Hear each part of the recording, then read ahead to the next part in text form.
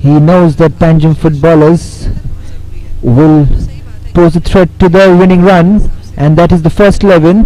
Lalman Gaisanga Ralte coming back into the squad. Bryson Dubin Fernandez, Brian Faria captaining the squad today. Kapil Hoble, who got the second goal after missing the penalty against Welsau.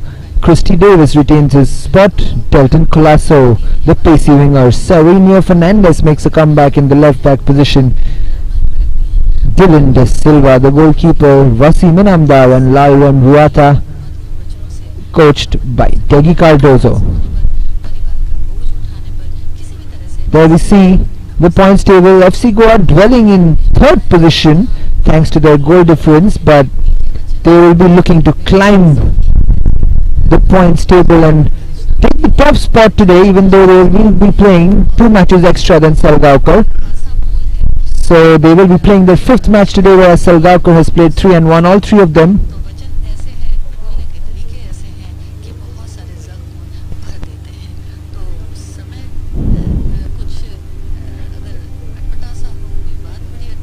We're all set at the Dular Stadium. The referees leading the players out. Degi Cardozo has chosen a rotation policy for the captaincy of the FC Goa team. Brian Faria leading the FC Goa team today. However, Panjim footballers is still led by Janio Fernandez, the experienced defender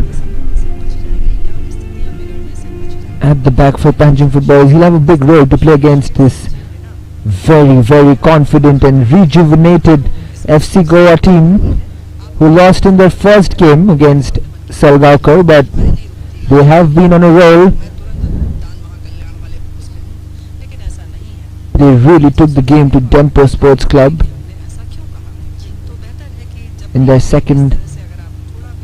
third game rather. The referees for today: Deep Govekar, Yuvraj Anant Tari, Devraj Tari, and 4th official Sunil Nanodkar. Like I was saying, FC Goa will look to retain the title that they had won in 2018 Goa Professional League. They will look to pile the pressure on Salgaonkar Football Club, even though they will be playing 2 games extra. If they win today's match, they go top of the table. Mentally, that would put Salgaonkar under some kind of pressure, although they've been almost relentless so far in the Salwar Goa Professional League. The final huddle for FC Goa.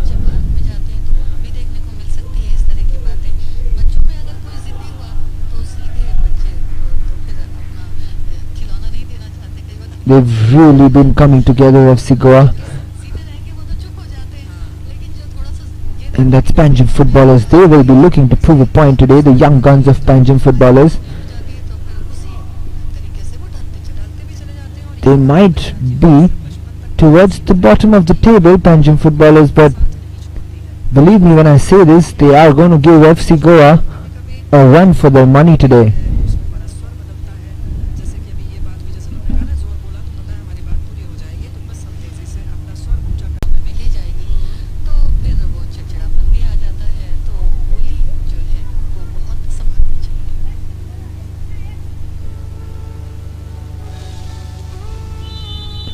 And the whistle blows, and Wasim Inamdar plays it back, and straight away the long ball from FC Goa.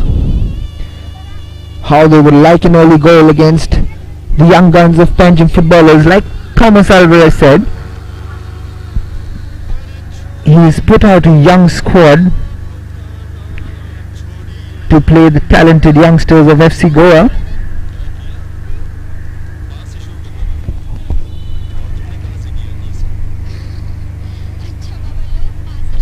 And a throw-in for Panjim footballers now. Janio Fernandez plays it back to Preston.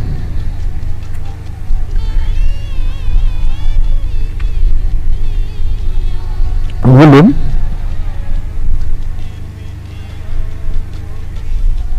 And it's gone out for another throw-in for PANJIM footballers. Liston Cardozo is another man who's impressed in the Selva Goa Professional League. Has had a bad game, Liston Cardozo, where he just couldn't put the right crosses in, but he's come back stronger as the tournament has progressed. But he has his task cut out today against the likes of Kelton Colasso and Wasim Inamdar. Here's Ralte. Plays it back to Brian, who plays it square to Papuya. Savinho making a comeback today.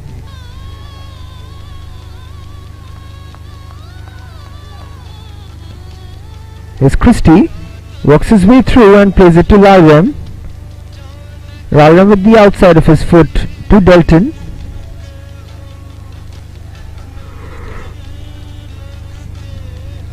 Brian plays it forward to Kapil Hoble, who missed a penalty in the last game but made up for it with the second and decisive goal against Welsau. Silonti.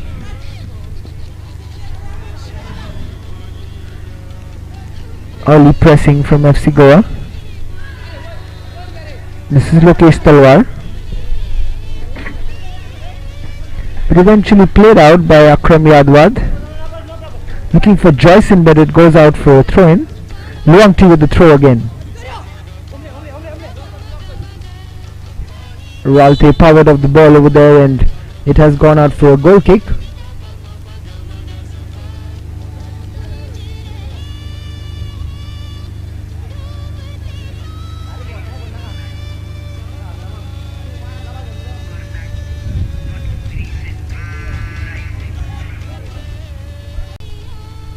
Lloyd Cardozo just laying it off for his teammate, but it has been put straight forward, which has been dealt easily with the FC Goa defense.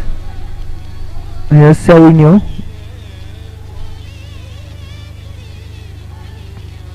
Lalrem.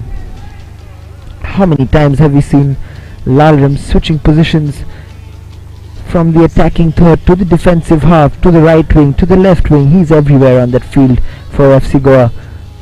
What a crucial player Lalrem is for this team. That's poor play from Kapil Hoble. Gets the ball under control but cannot play the simple pass to Luangti Ralte.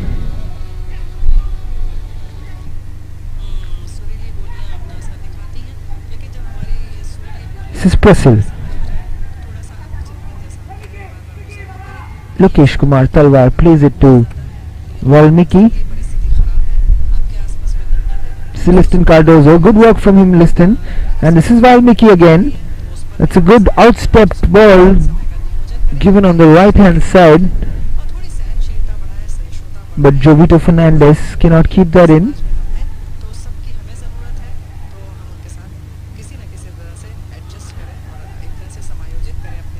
It's extremely hot for the players out there, but they have got accustomed to playing in these conditions now.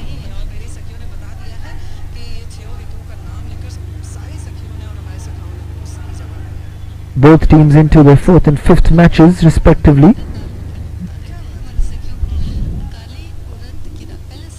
Is Christy Davis fought off the ball by Jovito Fernandez, who puts it forward for Lloyd Cardozo, but Papuya does very well to shield him off.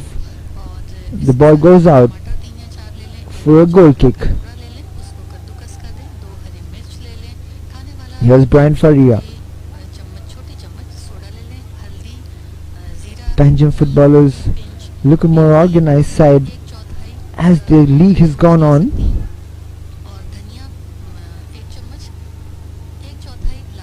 Only 6 matches left after this for FC Goa, so we are almost to the halfway stage of the Selva Goa Professional League.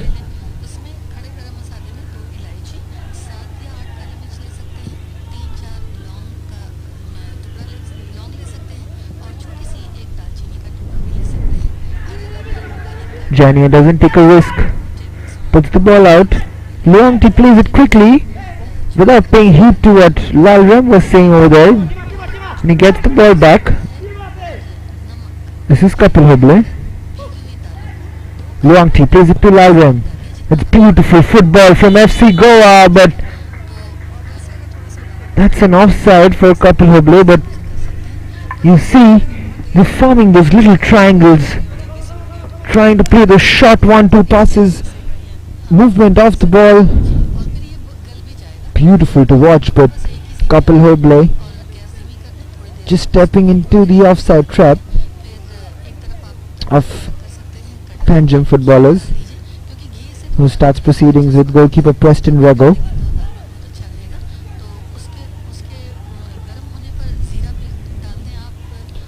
Christie wins it back. Wasim Anamdar. Here's the danger man, Delton Colasso to Christie Davis. Puts it across, but Kapil Hoble is slightly late into the box, but he gets the ball.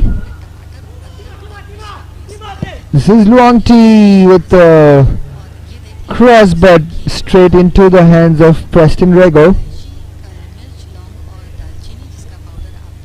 Could have done much better with the cross over there. Luang T Ralte.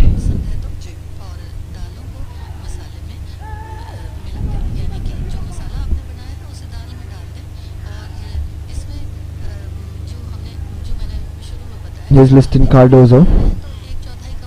He's got the pacey left back Savinho Fernandes and Delton Colasso on his side down the left wing for FC Goa.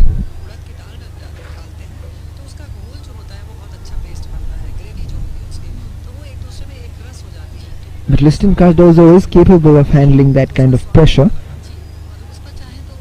Temperament comes into play in such situations. Big game today for Panjim footballers.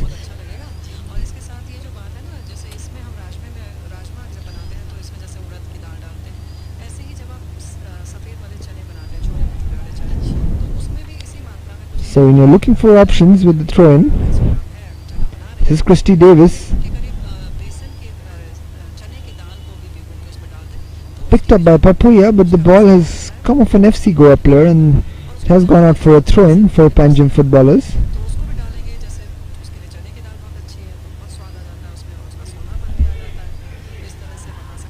Here's Akash. It'll be a good battle in the midfield between Akash Sanadi and Bryson Dubin Fernandes. Two absolute live wires in the heart of midfield for both the teams, Panjim footballers and FC Goa.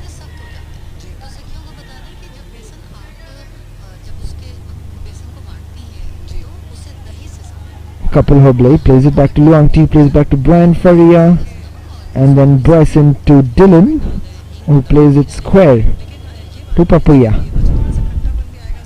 Christie Davis with a slight miskick rather.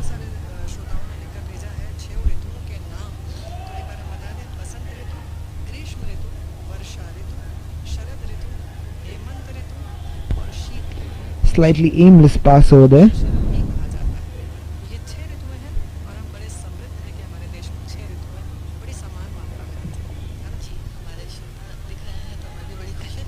Janio Fernandes gets it cleared in the end, but Bryson Fernandes again winning the ball but cannot keep it in control, and it goes out for another throw-in. Janio just catching his ribcage over there. There just have been a knock, but this is a chance. Lloyd Cardozo puts it in, but absolutely no danger because there is no one in the FC Goa box attacking the ball for Panjim footballers. Dylan comes out, collects it easily and spreads it wide. Here's Liston Cardozo, that battle I was talking about, Delton Colasso versus Liston Cardozo.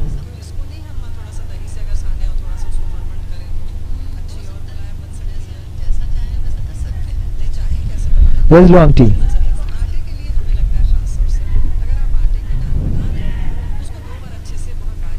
It's a long ball forward,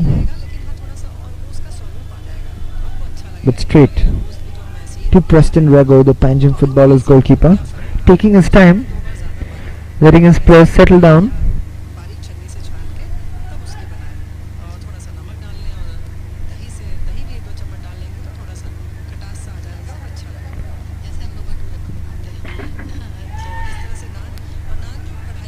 His couple Hobley getting up for the header and winning it.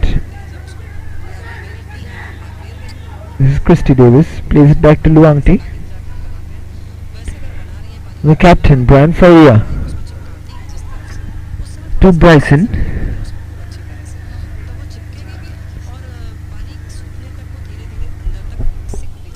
Looking for Larem against Janio Fernandez. Does well over there, Larem.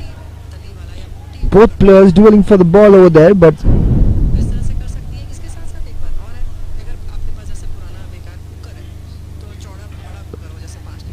just holding on to his t-shirt, Larem. Referee makes a good decision.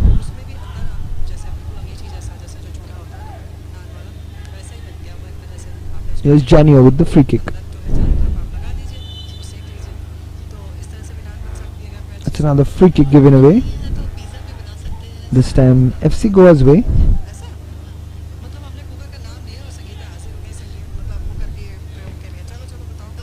Couple. You see how smoothly they transition into different positions, the players of FC Goa. Signs of a very well drilled team.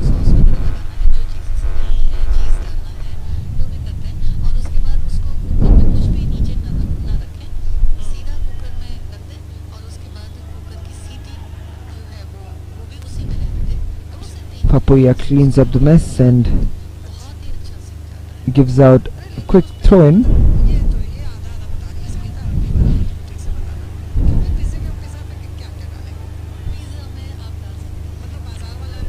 Liston Cardozo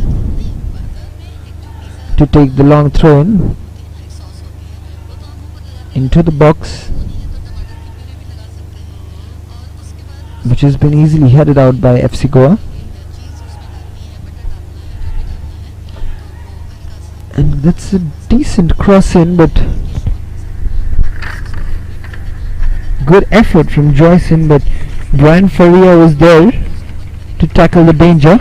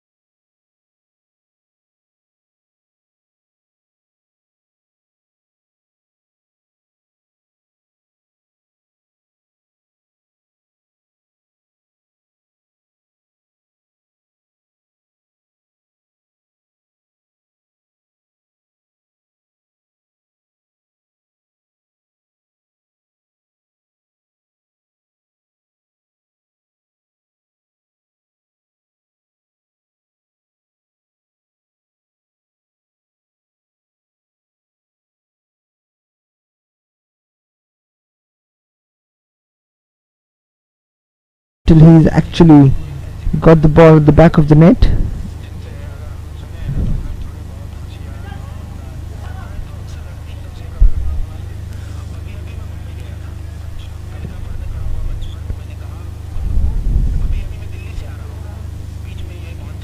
Good header again, this time by the FC Goa defenders.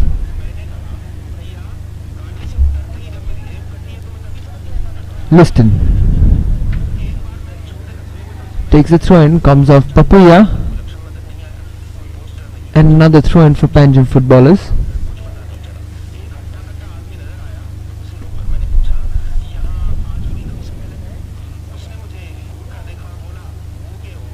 Joyson cannot win the ball back. This is Kapil Hoble.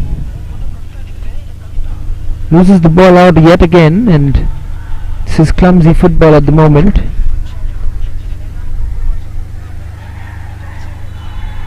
And that is finally given. Referee did try to play advantage, but the assistant referee raised his flag for offside. Let me see that action replay again.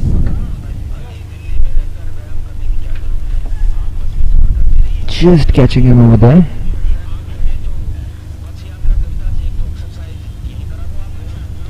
This free kick in another dangerous position for Panjim footballers.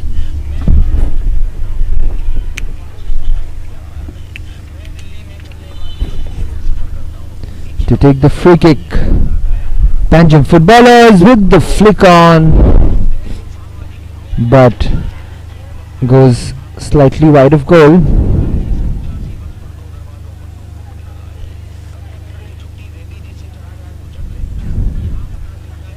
There's that ball again, and Janio was the one who rose the highest, but his flick goes over the bar.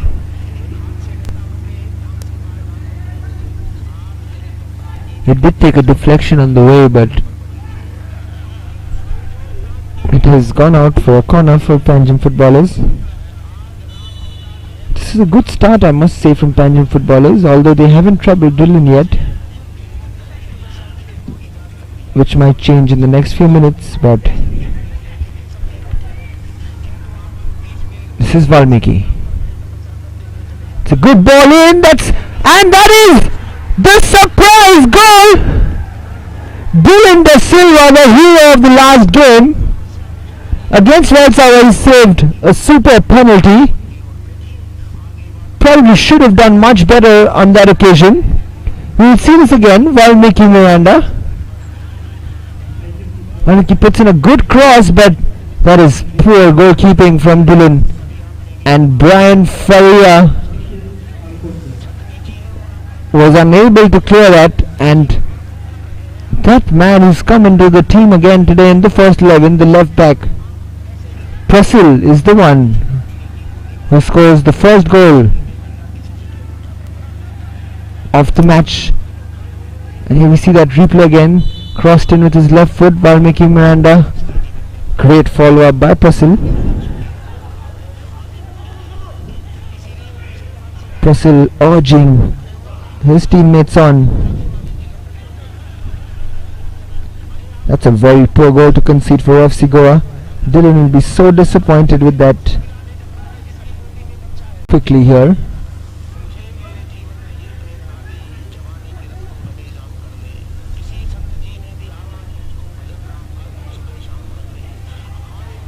Is Valmiki. Plays it to Akram. Back with Akram. Plays it back to his goalkeeper Preston Rego.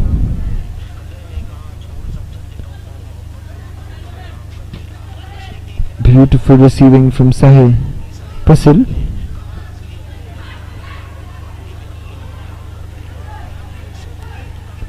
And there's another hopeful long ball by Liston Cardozo, but this time easily dealt with the FC Goa.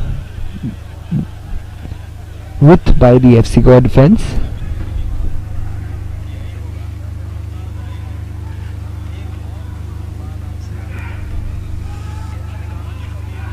Brian. That's a good ball and that's a good effort. Just needed to be on target over there.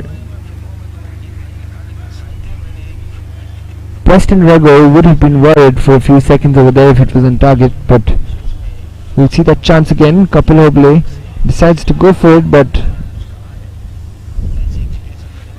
slightly off target. This is Lalian Ruata.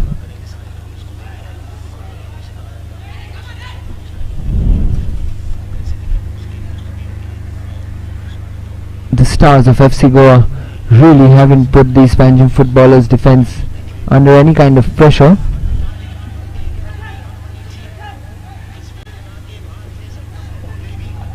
To start proceedings with the goal kick taken by Preston Rego. Papuya wins a good header and it goes out for a throw-in for Panjim footballers.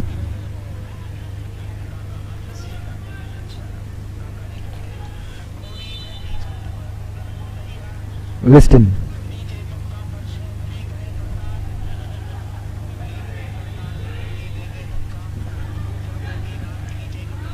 Russell clears it up and that went straight to Joyson, who tried to head it down for Lokesh Kumar, but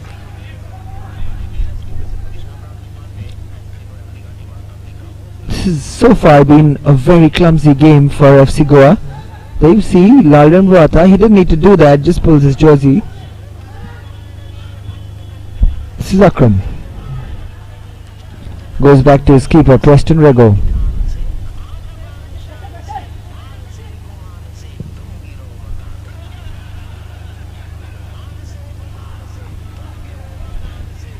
Not very happy with himself over there, Savinio.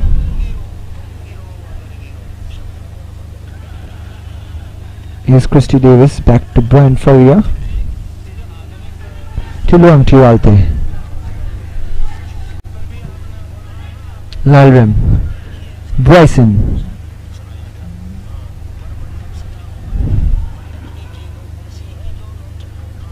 That's again very good play from Savinio. Here's FC Goa on the attack. Takes the shot, but goes out for an FC Goa throw-in on the right hand side, and we see a player down for FC Goa, and that is Savinio Fernandez, who missed the last game through an injury.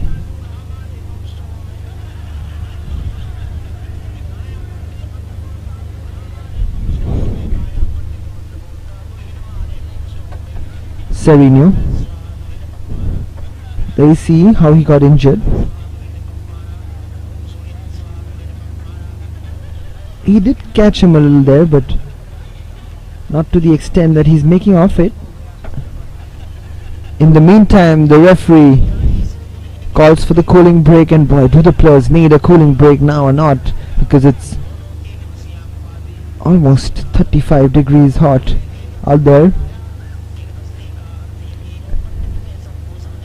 Panjim footballers leading courtesy that goal from Pasil.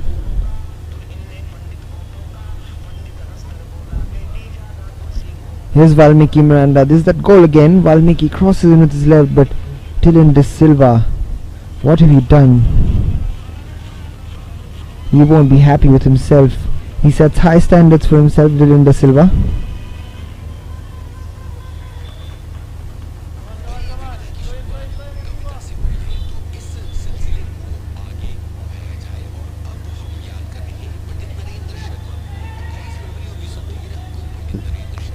Luang Tiwalte to take the throw-in to start proceedings after the cooling break.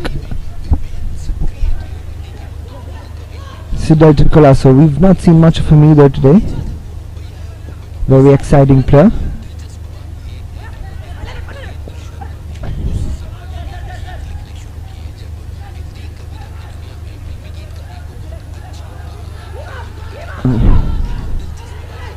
Bryson holds off the game for FC Goa, and that's a beautiful ball through, but well defended again by Panjim footballers.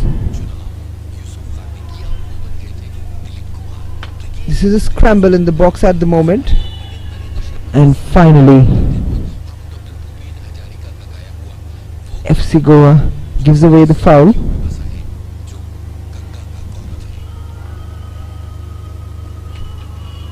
You see that scrap in the box. Didn't quite get hold of it, Preston Rego.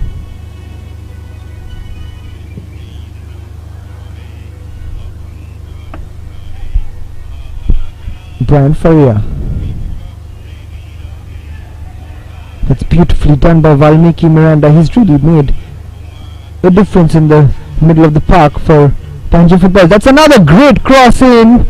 That was a good leap, but Jason really couldn't keep that on target, but that was a very good leap. Joito Fernandez with the crossing.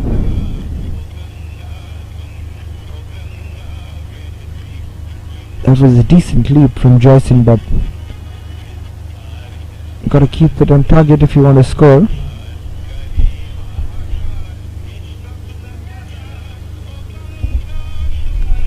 Dylan plays it to Brian. Brian goes long, but Delton Colasso now changing wings, looking for some space because he's almost been absent from the field of play. Tosil all smiles always, and Ralte picks up the ball in the defense for FC Goa. Brian Faria plays it to Papuya. Savino goes long, but Wasim Enamdar ends up fouling Liston Cardozo. That's going to be another very interesting battle today. Wasim Enamdar over there.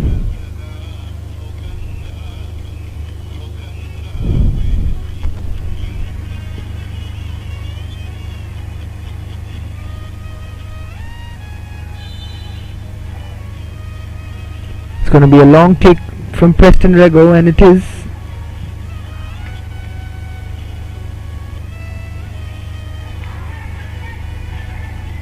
And this is another good chance right now. Lokesh Kumar Talwar with the cross in, but Brian Faria blocking it.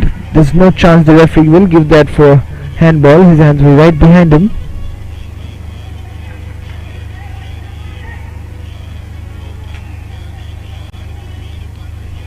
All smiles now, the PANJIM footballers. But can they hold on to this lead? PANJIM footballers, what an upset this would be, but this is given away. That's a long shot! Dylan dives to his right and saves it with both hands, but that's another giveaway from Brian Faria. We'll have a look at the replay.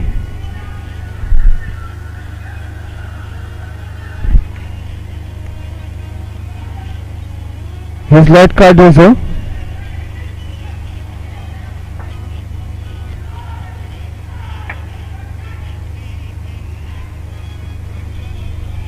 Still controlling the ball there.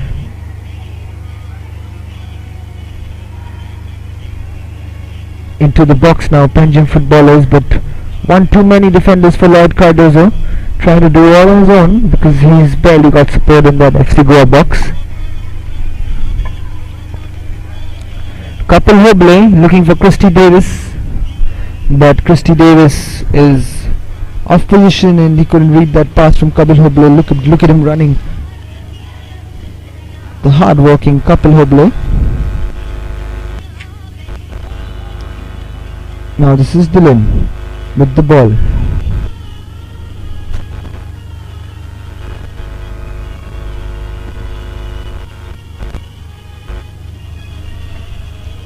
We see a player for PANJIM footballers down on the ground. There we see Brian Faria giving the ball away very, very cheaply. He's a very lucky man that Valmiki Miranda, who has kept the shot on target, but thanks to Dylan, the scoreline remains FC Goa 0 and PANJIM footballers 1.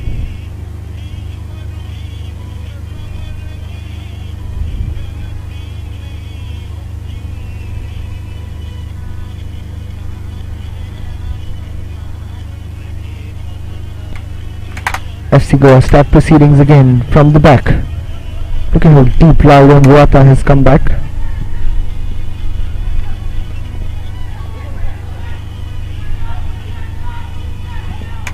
That's very well done from Joyson. Akash plays it back to Akram. Akram to Preston.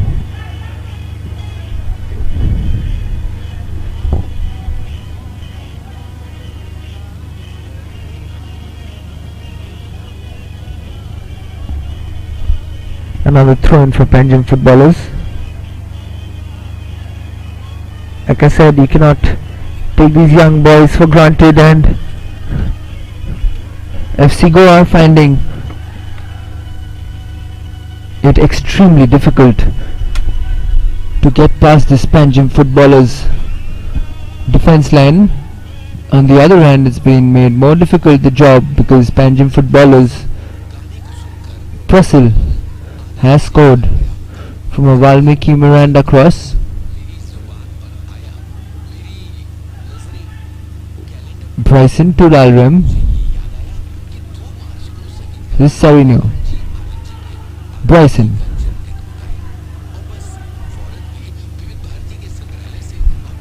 Savinho plays it long. Goalkeeper Preston Rego comes out and clears it. Luckily it has gone straight to a Panjim footballer's feet, and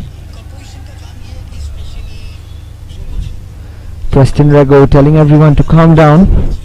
He grabs the ball, waits for Wasim Inamdar.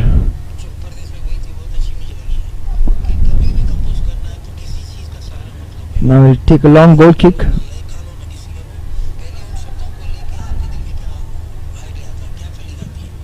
Preston Rego.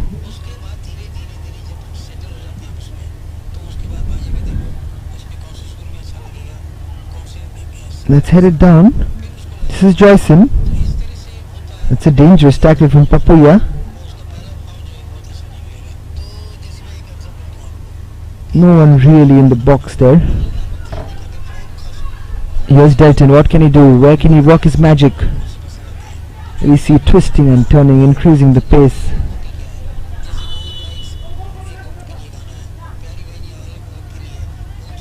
Akram Yadwad to take the throw in.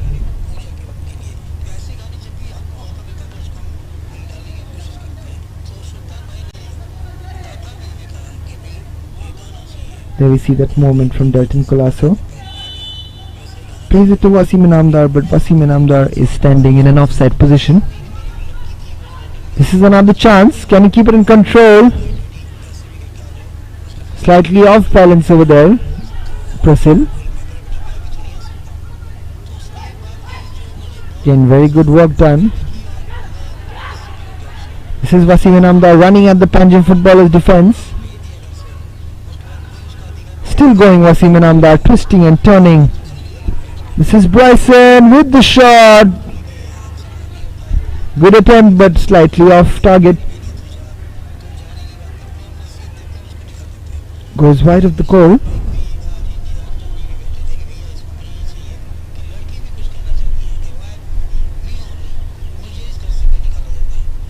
Preston Rego plays it short to Janu.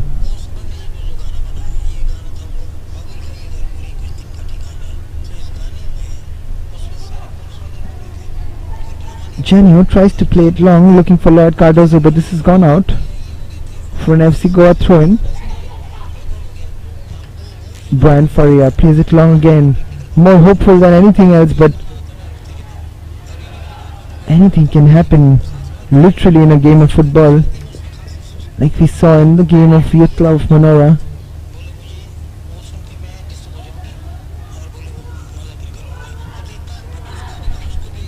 Here's Lalvan.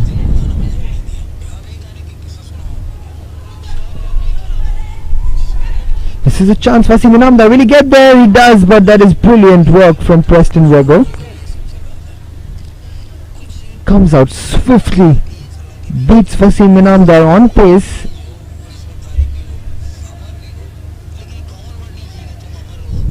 We see that replay again.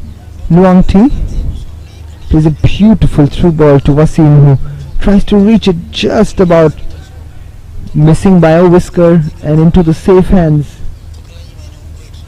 of Preston Rego. Luangti again tries to pull it back.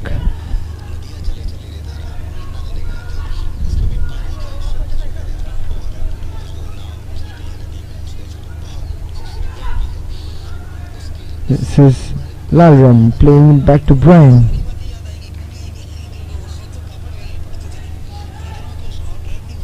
This is Sarino. Sanya twisting and turning. Going past Liston Cardozo, puts in a good cross! Kapil Hoble did rise above the goalkeeper, but in the end was too high from him. Now you see that replay.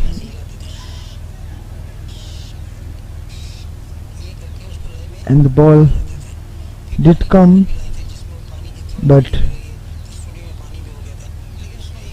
the referee has given a goal kick.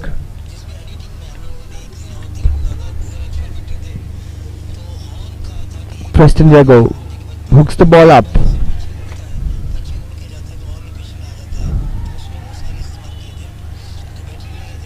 There's literally a fight going on in the midfield region between FC Goa and Panjim footballers. We've really not seen anything from Bryson Fernandes, whereas the midfield has been absolutely led by Valmiki Miranda today. Here's Lalrem moving forward, and there's the confirmation of the 3 minutes of additional time. Can FC Goa get one back and get the equalizer before half time? This is Lalrem. A lot of chit chat going on. This is Wasim Namdar. Preston Rego with the ball.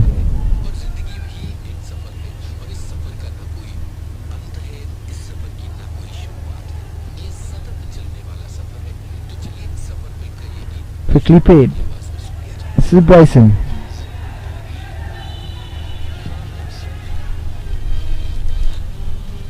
Another player down, but Lloyd Cardozo gets a yellow card for Panjim footballers. It's a poor red card to have.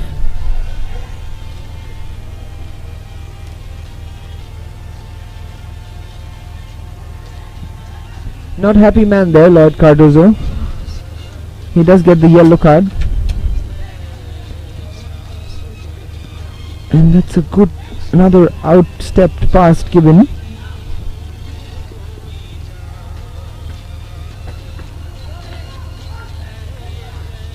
You see Delton Colasso.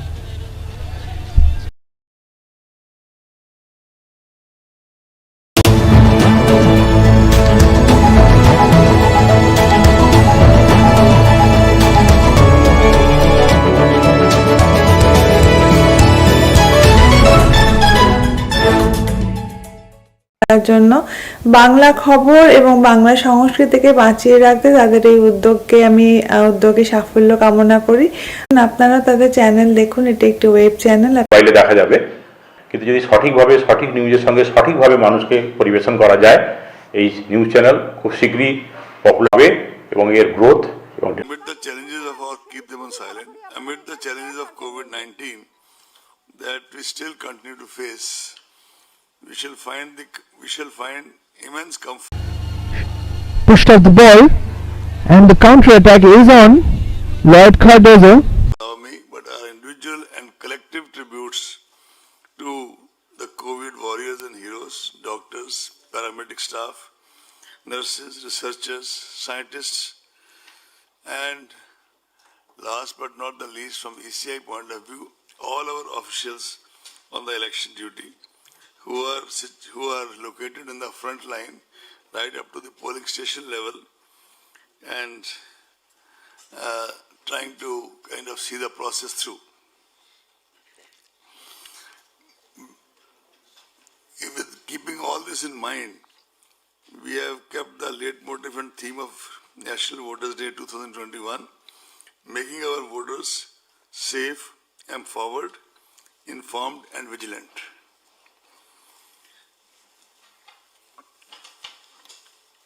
Last year, when the entire world was confronted with an unprecedented crisis in the form of COVID-19, a whole lot of election management bodies across the democracies were faced with a tough predicament of how to balance the democratic rights of citizens to choose their representatives while also preserving and protecting the health and safety of the people. Many countries hazarded to venture and took the courageous route, in spite of these circumstances, to venture and took courageous decision to go ahead with the elections with some adjustments in the election schedules and other precautions. In the thick of this pandemic, ECI started the kind of test trials with election to 18 seats of Rajya Sabha on June 19, 2020. Admittedly, the electoral college is very limited, but that was a kind of way of starting the process. But after that, and some legislative council elections, came the challenge of Bihar. With 7.3 crore electorate of Bihar, it was indeed a watershed moment for ECI. It proved to be a kind of litmus test. We have been going under litmus tests before, but this was quite different. And I am glad to report to you that the electorate of Bihar reposed their confidence in the extensive sanitization and health safety measures put in place at polling stations. I would be failing in my duty if I don't tell you that many of our collectors, they suffered from COVID in Bihar, rejoined their duties and saw the process through. One divisional commissioner had this problem. She was still manning 2 divisions. One IG, unfortunately, he passed away due to COVID and other comorbidities. We requested his wife and his daughter to come here for National Voters Day Award, which was given on a virtual basis by Honorable President of India. I also have with me here Chandrabhushan Kumar, who was in charge of COVID, who is sitting on this side so you can see him. I would request the CEO of Bihar to just stand up and be counted.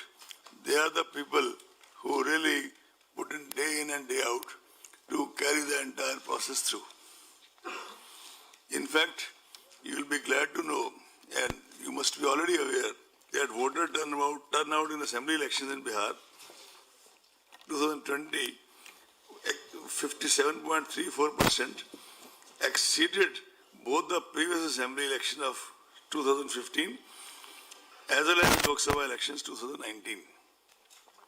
And I would like also to report to you that women voters turned out in very large numbers, 59.69%. Even while the ECI was grappling with the Bihar election, a core team of dedicated officers led by Shri Umesh Sinha was already working on these 5 elections for which we are in front of you today. Actually, they have a system of series of meetings with the officials of Home Ministry regarding the availability of forces, officials of Railway regarding the coaches which are required for transportation of the CPFs, Postal Department people, and any other department whose services may be required for the smooth conduct of elections. And they start their preparation very quietly months before the actual process. It culminates in the form of a formal announcement. Even otherwise, as a part of the background, besides the background meetings, Shri Umesh Sinha Secretary General, personally visited Tamil Nadu and Puducherry in January. Shri Dharmendra Sharma, Senior DEC, visited Assam in January and February. Shri Sudeep Jain, DEC, who besides being the DEC in charge of EVMs, is also in charge of West Bengal. He visited in January and December. Full Commission visited all the 5 poll-going states and UT of Puducherry in January and February. We started with Assam, then came to West Bengal. After an interval of about 5-6 days, we went to Tamil Nadu, Puducherry and Kerala. And our system is that we start with interactive interaction with the political parties and entities, because the firm belief of the Commission is that after a voter, it's the political parties and entities who actually form the bedrock of the entire electoral process. After that, we listen to the field officers.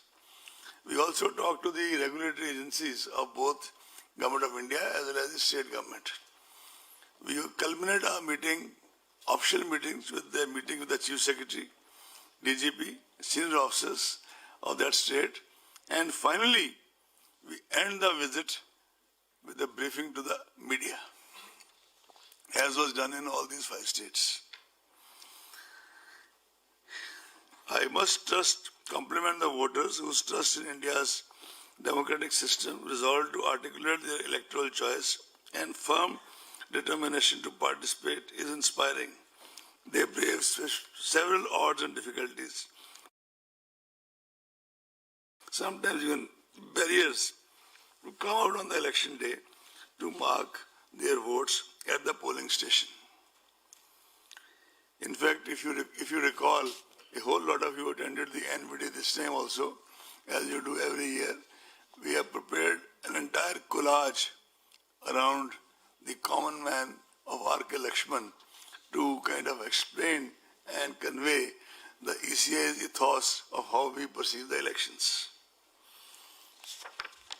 The terms of Assam is up to 31st May 2021. Number of assembly seats is 126. Please tell me if you don't catch me, I'll speak again. Term of Assam is 31st May 2021. Number of assembly seats is 126. Reserved seats SC 8, ST 16.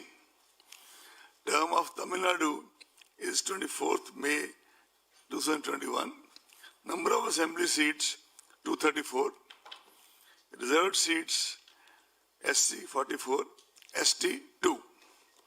West Bengal term of assembly is up to 30th May 2021. Number of assembly seats is 294.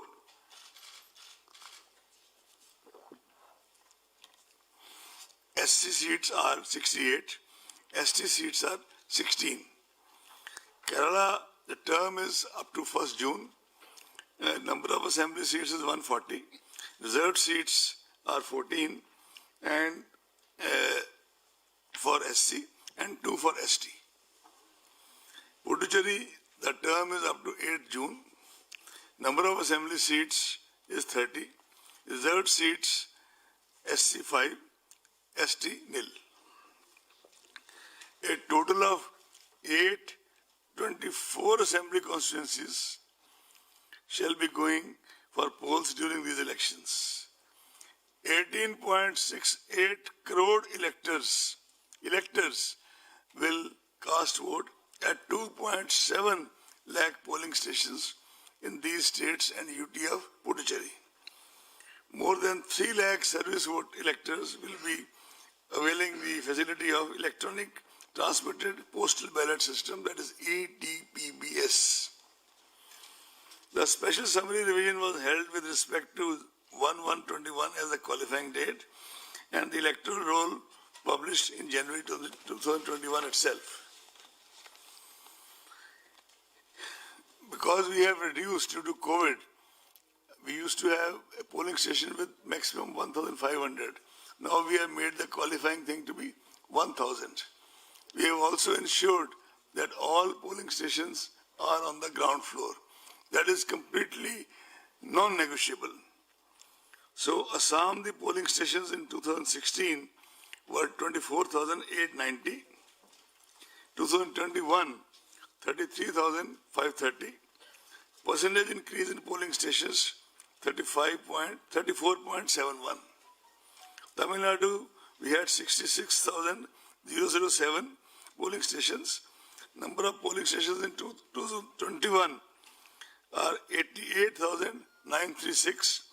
Percentage increases 34.73%. West Bengal, it was 77,413 in 16 and 1,01,916 now. The percentage increases 31.65%. Sorry? 1,01,916 and the percentage increase is 31.65%. Is it okay? Kerala, we had 21,498. Now we have 40,771.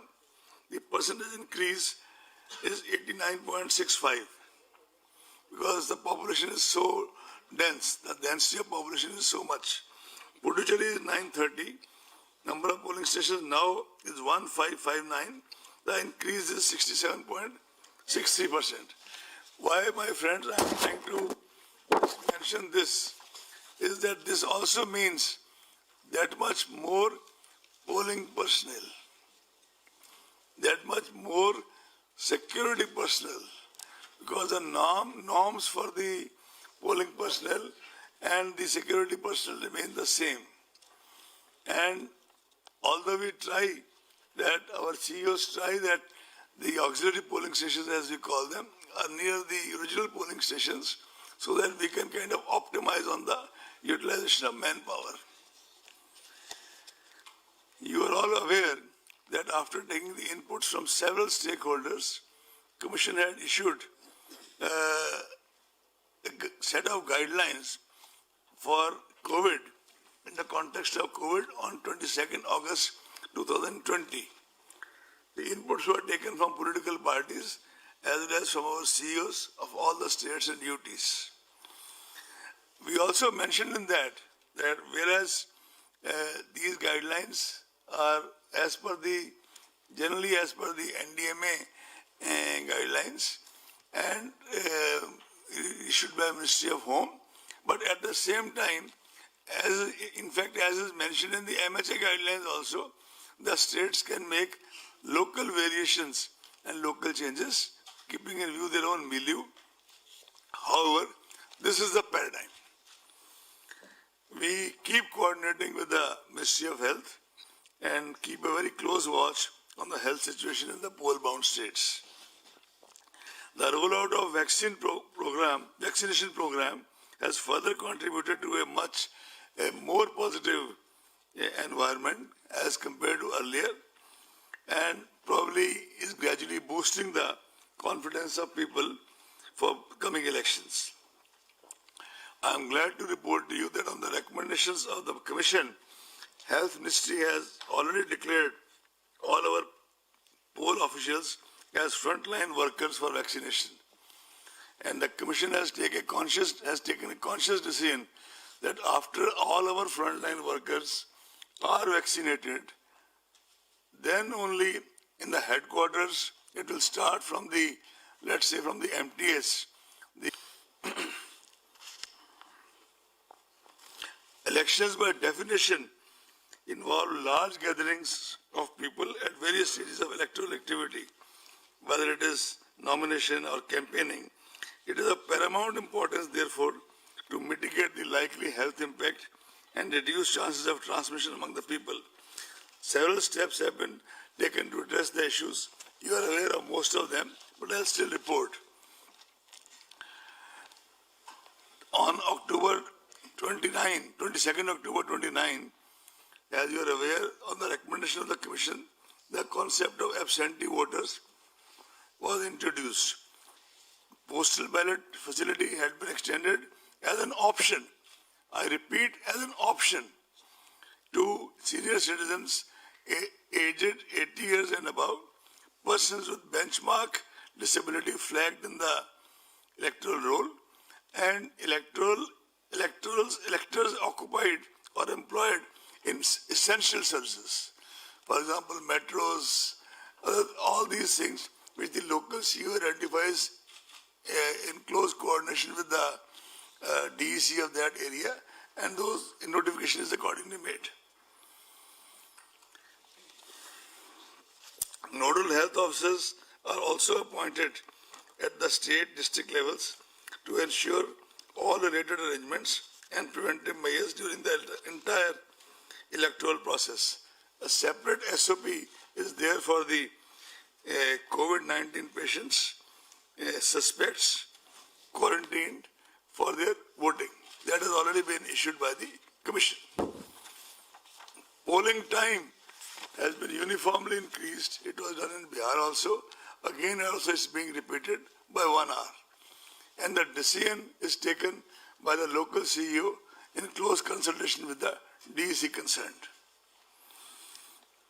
Several processes and procedures have been made available online in order to minimize person-to-person contact and prevent congregation of large number of people.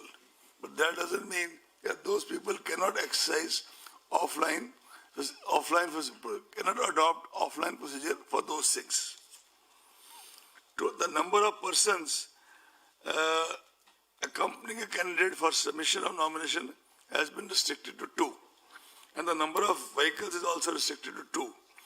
Candidates later on can also seek electoral certification digitally, besides filling the nomination form and affidavit online, and the printout submitted to the RO. But as I said, these rights can be accessed offline also. Security money can also be deposited on the online board. Door-to-door campaigning has been restricted to 5 persons, including the candidate.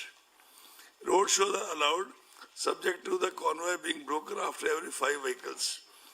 Ultimately, it is for the district magistrates, called collectors, called deputy commissioners, and their police counterparts, SPs, deputy commissioners, commissioners, IGs, who have to kind of finally take a view from situation to situation. But as I said, broad guidelines are there. DOs shall identify, which they have already done, the available grounds for the meetings. And DOs have been instructed, CEOs have been instructed to print a list of those grounds district-wise in the English as well as vernacular papers, so that people are aware which grounds are available in which state. To the best of my knowledge, the CEOs have started doing it in their respective states. Otherwise, now that the announcement is made today, they'll do it in the next 2-3 days. Adequate CAPF deployment shall be ensured during elections. All critical vulnerable polling stations have already been identified, and adequate numbers of CAPF will be deployed in such critical booths. Advanced teams are already deployed in these states and UTs. One day a news item came that some advanced teams have been sent only to West Bengal. Then we released a press release that they were in fact sent on the very day to all the 5 states. So it was not that the teams were sent only to West Bengal. So I don't know where it came from. In any case, you are aware that to ensure optimum use of CAPF, because wherever we go, we are told that the state administration, and this is uniformly said by the local representatives, that the state police, they do their own bit and they do not let the CPF go to the critical stations, etc. So we issued a circular dated 8th February 2021, which is already in the knowledge of all of you practically, but I'll Shefali request her that it should also be separately loaded on the website so that everybody can see it. That circular states that now there will be a committee comprising of CEO, state police nodal officer, and state CAPF coordinator to jointly work out the election security plan and ensure randomization of the security personnel. Force deployment plans of states and UTs shall be vetted by special general and police observers. For district deployment plans, both general and police observers will approve it. This will help in optimal and far more impartial use of CPFs in area domination, especially in the vulnerable areas and communities. Besides this, all other aspects of security management, including webcasting, CCTV footage, coverage, and videography, will be put in place. On 25th February 2021, Commission has directed by issuing a notification that arrangements for webcasting shall be done in all the critical polling stations and all polling stations in vulnerable areas, at least in the 50% such cases, including auxiliary polling stations, whichever is higher. I mean, if somebody can do 75, we should be too happy. If somebody can do 100, some of the CEOs did it, but 50% is the benchmark. It cannot be below 50%. You are also aware that ECI has had for some time a time-tested and robust system in deploying central observers over and above the district observers, special central observers for, depending on the sensitivity of a particular state, for law and order and for expenditure, etc., etc. In fact, in Bihar elections and in earlier elections also, in Maharashtra, in Gujarat, all these places, we had deployed such observers, and some of them did exceptionally well. In fact, one or two of them, most of them are retired members of CBDT or CBIC. Also, some of them have been in investigation in their own postings for a very long time. And such observers, this time I would like to take out the name of observers. Assam, General Observer, Shri S. Srinivasan, Odisha, belongs to Odisha, Cadre Odisha, retired IAS from 80 batch. West Bengal, Shri Ajay Naik, 84 batch, retired. He used to be our CEO in Bihar and one of the best CEOs the Commission ever had. Not that we have dearth of them, but he was one of the best of the best. Kerala, we are still finding out a person. We just have 2-3 options, but we have to take their consent. In a day or so, that will also be done. Tamil Nadu, Alok Vardhanji, Bihar 86, retired. Puducherry, Manjeet Singh, 88, Rajasthan. IPS observers, Shri Ashok Kumarji, IPS UT, 89 batch for Assam. Shri Vivek Dubey, 81 for Bihar. You would recall that Shri Dubey was observer in West Bengal in the last parliament elections also. Shri M.K. Das, IPS 77 batch, retired. He was earlier observer in Manipur, in Tripura, and under very different circumstances, and he acquitted himself exceptionally well. Shri Deepak Mishra ji, IPS retired, AGMO cadre in Kerala. Shri Dharmendra Kumar ji, IPS retired, he was Special Commissioner in Delhi also, AGMO cadre. He is in Tamil Nadu. Shri Dharmendra Kumar is from Tamil Nadu. Kerala, I am telling you. Kerala, Shri Deepak Mishra. IPS retired from 84 AGMO. No. M.K. Das is West Bengal.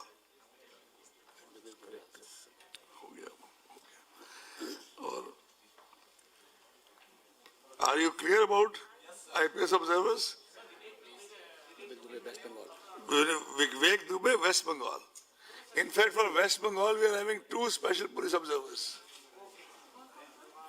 Shri Vivek Dubey, who was the special police observer in West Bengal during Lok Sabha. He is from Andhra Pradesh 81 batch. Shri Minal Kanti Das, M.K. Das, 77, Manipur Tripura cadre. He also will be for West Bengal. He was our special observer in Tripura during the Lok Sabha elections. Shri Deepak Mishra ji, AGMU cadre for Kerala. And Shri Dharmendra Kumar ji, AGMU cadre for Tamil Nadu. I am clear now? Puducherry, we have not appointed anybody as yet. If only need be felt, we'll do it, but we presently think there may not be any requirement. And while taking the name of Shri Ashok Kumar for Assam, I mistakenly mentioned his cadre as UT 89. It is actually Tamil Nadu 81. I apologize for that. Now comes to expenditure observers. Srimati Neema Nigam, IRS, Neena Nigam, IRS for Assam. Shri B. Murli Kumar, IRS retired for West Bengal. If you recall, Shri B. Murli Kumar was one of those observers who had prepared a report which resulted in the recension of at least one election in Tamil Nadu. Shri Pushpender Singh Punia, IRS for 85 for Kerala. Madhu Mahajanji, IRS retired 82, and Balakrishna ji, IRS retired 83 for Tamil Nadu. Because Tamil Nadu is highly expenditure sensitive, and by the way, Balakrishna ji was also one of those officers when he was in investigations during his service who had prepared another report on Tamil Nadu which resulted in the recension of one election. And these officers were there in Maharashtra also, they were earlier in Gujarat also, they were earlier in Bihar also, and Balakrishna ji, and we also conferred the National Voters Day Award on Madhu Mahajan ji. Am I clear? Since you mentioned about Tamil Nadu is very sensitive, what sensitivity? That is going to be a part of your questions. We'll keep the questions later. Let's finish a statement first. No. Expenditure sensitive. I will answer to you. Actually, I'll start answering with you only. Okay. I'll start with you now. If you want me to give the answer right now, I can give you right now. There has been no other state in that sense where two elections had to be rescinded. Vellore and R.K. Nagar. R.K. Nagar twice. Am I clear? While deciding the elections, the Commission and our officials, we do try to accommodate, rather juxtapose, all the local sensitivities in terms of festivals, fairs, as well as the movement of central forces, availability and movement of central forces.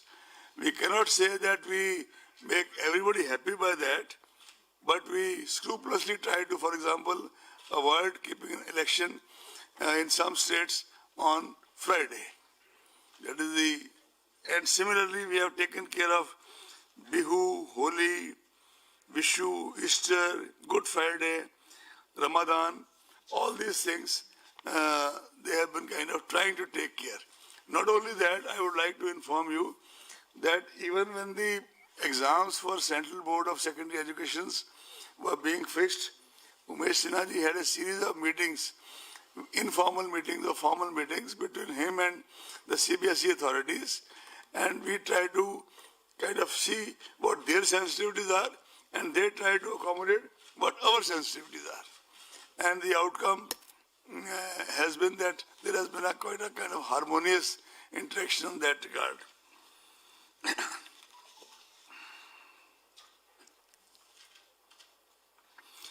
Commission would like to place on record the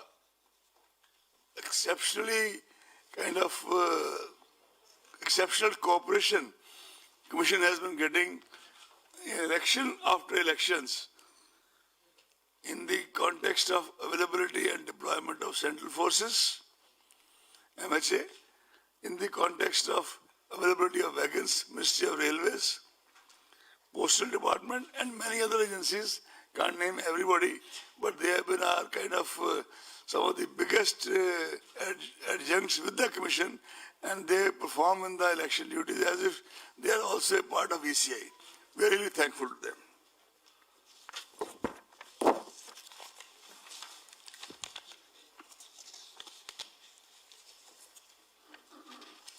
Commission has further strengthened 1950, our unified toll-free voter helpline, to cater to all the queries of voters, including verification of name and polling booth in the electoral roll using its SMS facilities.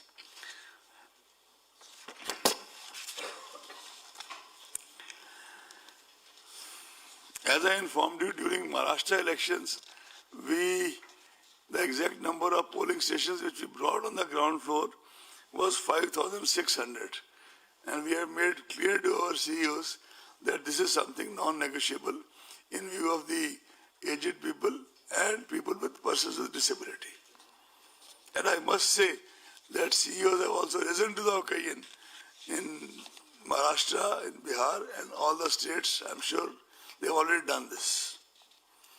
Assistance of volunteers, priority voting, electricity, ramps, wheelchair, and proper transport facility shall be made available to the PWD voters. Commission has been very insistent that the assured minimum facilities at each polling station, including drinking water, toilets, power supply, waiting area for ramps, etc., is made available, including in the auxiliary polling stations. Additionally, polling stations shall now be equipped with sanitizers, masks, soap, water, and other necessary equipment to handle any health emergencies. Volunteers will be deployed to assist PWD voters, senior citizens, and COVID-affected voters. All necessary administrative and security safeguards have been put in place for EVMs and VVPATs, including randomization, FLC movement, and storage protocols, as well as multi-layer security cover.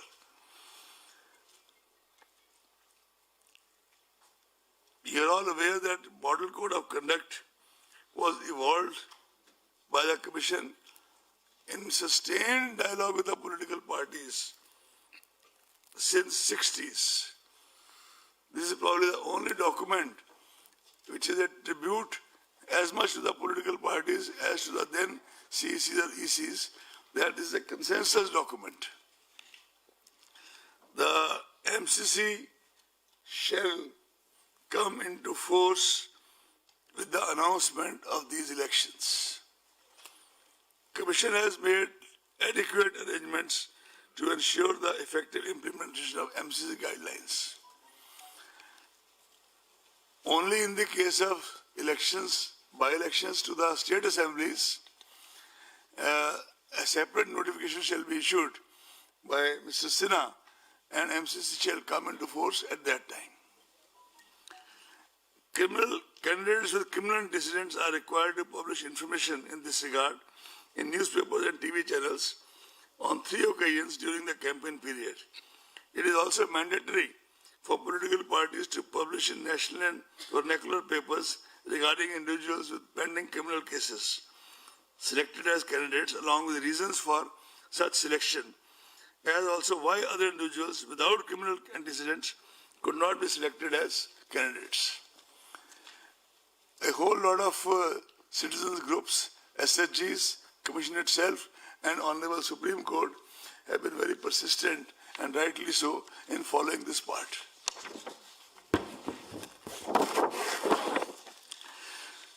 The expenditure limit for Puducherry would be 22 lakhs per constituency, and rest of the 4 states would be 30.8 lakhs. You would recall that in the run-up to the Bihar election, the expenditure limit was increased by 10%. You would also recall that over and above this expenditure limit as an immediate measure during the COVID period, it has also been decided by the Commission to utilize the services of Mr. Harish Kumar, a very senior officer from the IRS, who was Principal DG Investigation Delhi. He has already been working for the past more than a month or almost 2 months and has already given a very detailed, exhaustive report which Commission has in one of the meetings accepted in principle and formed this committee of officers which we have, that now they will devise the modalities to implement the same within the coming month. Citizens are also requested to make extensive use of C-Vigil app to report any such illegal activity and inform us in case of violation of MCC or incidents of bribery, etc. You are aware that C-Vigil, which was started initially as a pilot project in Bangalore,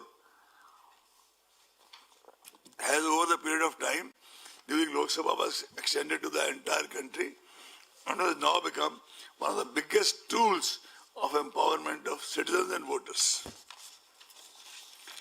Media is one of our most important allies. I know you don't believe it, but I mean it. As I said that we end up every visit to every state with an extensive briefing of interaction with the media. And that has been done this time also. It was done in the past, it is done this time, it shall always be done.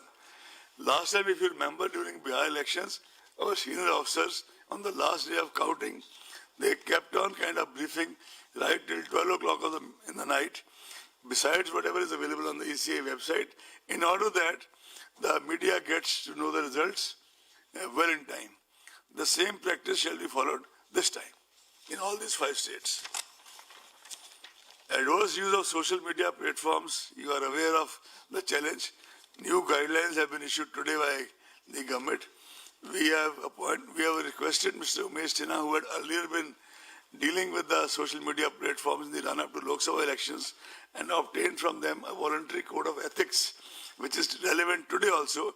But we have asked him and Ravinder Sharma, the 2 senior-most officers, to study the guidelines issued by the government in detail so that we can align and juxtapose the both in harmoniously wherever possible to the advantage of the Commission, wherever required to the advantage of the Commission.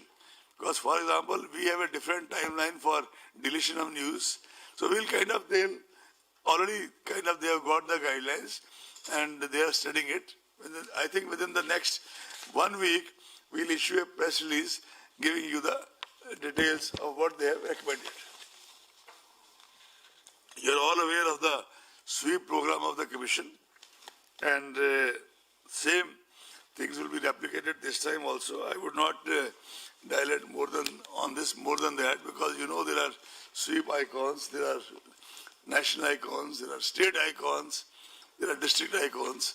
In fact, one of our national icons has also been awarded Padam Shri this time. Dr. Neeru Kumar, who is a person with disability, and besides being our NVD award winner, she has also been awarded Padam Shri. Before announcing the schedule for which you are actually sitting here, I would also like to put on record that I have personally will be my last press conference before I demit my office on 13th April. But I'll put the paint on till 13th April, forenoon, afternoon, how much I am allowed. But all this while, you have been real pillars of support to the Commission in general and me in particular. And I also try to engage with you individually as well as collectively, though not as much as required, because daily interactions are not possible. I would also like to tell you that I was associated with the Election Commission as Election Commissioner in 11 elections. And I had the good fortune to be associated with the Election Commission, including these 5 states, with 14 elections. And, of course, the Assembly elections to Lok Sabha in 2019. So it was a kind of good innings. And I was looking through the old correspondence of my mother, and I found a sentence written in her own hand way back in 79. Unfortunately, she passed away in 89 of cancer. That was Alexander Pope's line, Act 12 thy part, there all the honor lies. And also, किसी से हम सुखन होता नहीं, महफिल में परवाना, उन्हें बातें नहीं आती जो अपना काम करते हैं।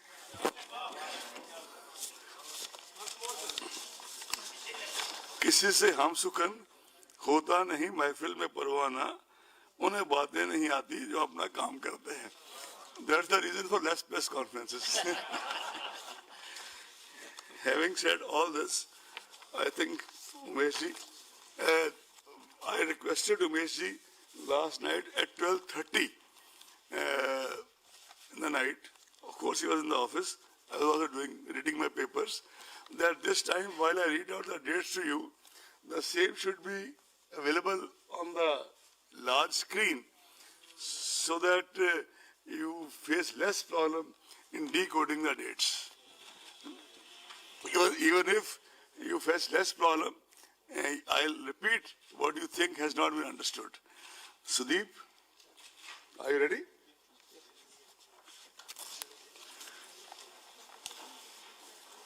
I'll start with Assam General Assembly Elections 2021. Elections shall be held in 3 phases.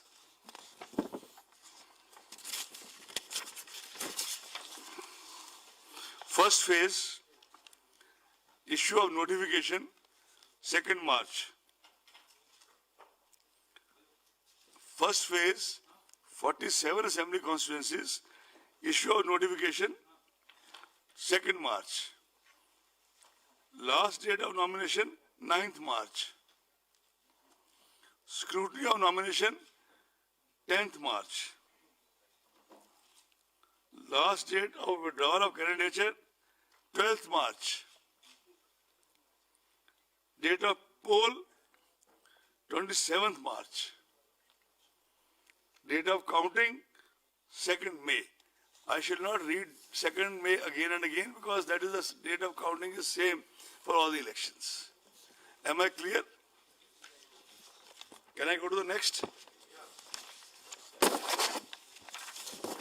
Assam second phase, 39 constituencies. Issue of notification, 5th March. Last date of nomination, 12th March. Last date of withdrawal of candidature, 17th March.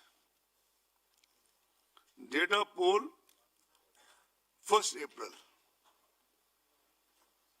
If it is clear, I can go to next. It's clear?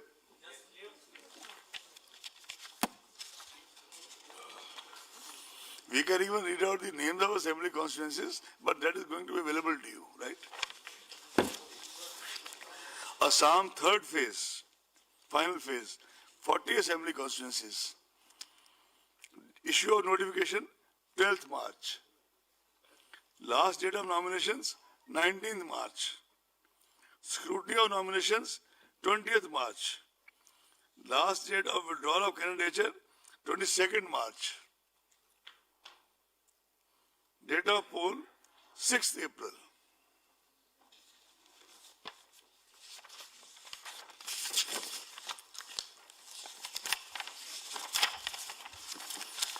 Now I go to Kerala.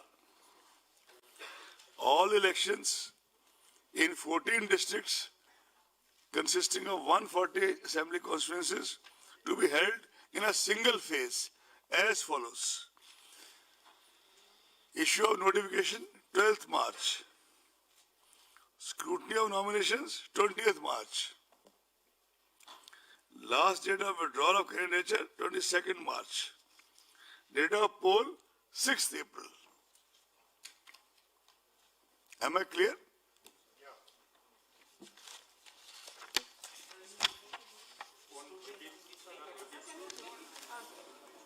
Go back to Kerala, please. Scrutiny 20th March. Withdrawal 22nd. Date of poll 6th April. Is it okay?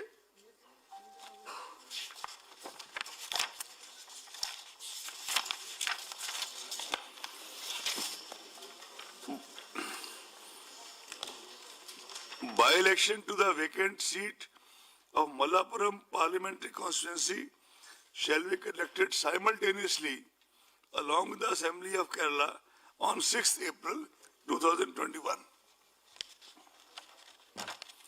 Shall I go to next? General election to Assembly of Tamil Nadu to 2021. All elections to 38 districts consisting of 234 assembly constituencies shall be held in a single phase as follows. Issue of notification 12th March. Last date of nomination 19th March. Last scrutiny of nominations 20th March. Last date of withdrawal of candidature 22nd March. Date of poll 6th April. If it is not clear to anybody, I can read it again. It's clear?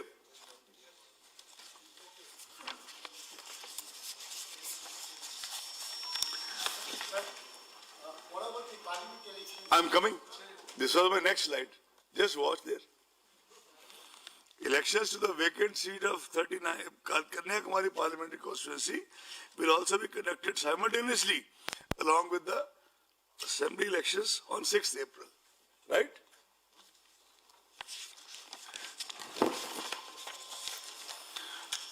Puducherry, 2 districts, 30 assembly constituencies to be conducted in a single phase as follows.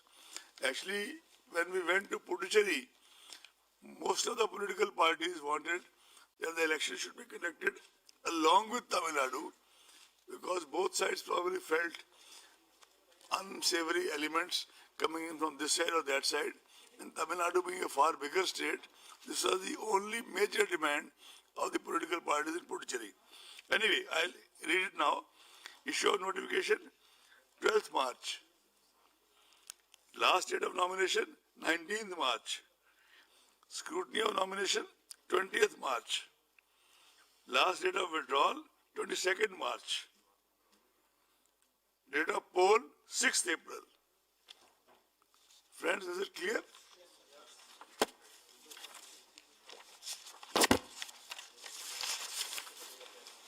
West Bengal, 8 phases. Last time it was 7.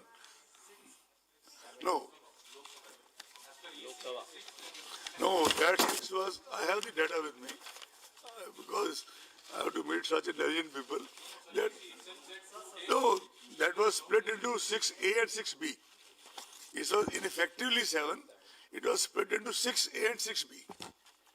You can take the statement from me after this. West Bengal first phase.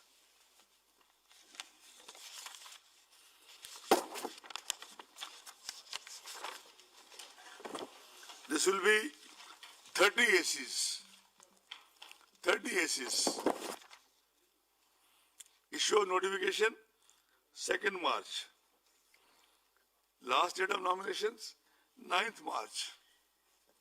Scrutiny of nomination 10th March. Withdrawal of candidature 12th March. Date of poll 27th March. And those 5 districts are Purulia, Bankura, Jhargram, Paschim Midnapur Part 1, Purvo Midnapur Part 1. Am I clear?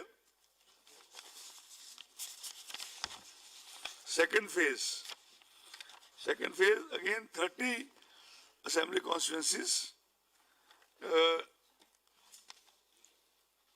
Issue of notification 5th March. Last date of nominations 12th March.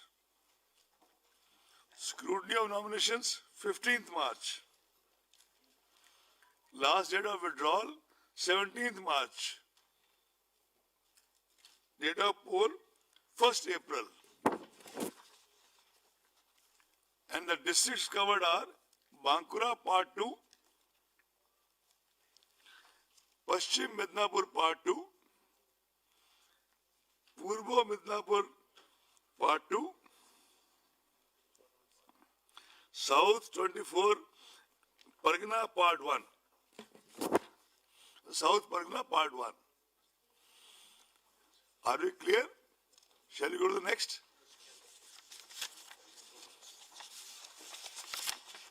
Third phase, 31 assembly constituencies.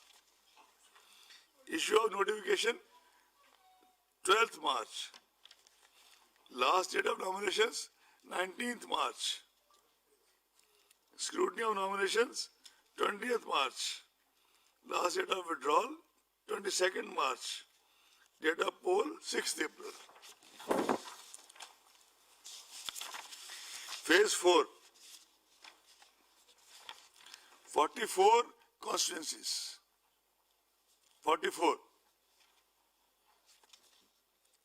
Issue of notification, 16th March. Last date of nominations, 23rd March. Scrutiny of nomination, 24th March. Last date of withdrawal, 26th March. Date of poll, 10th April. The districts covered are Howrah Part 2, Hooghly Part 2,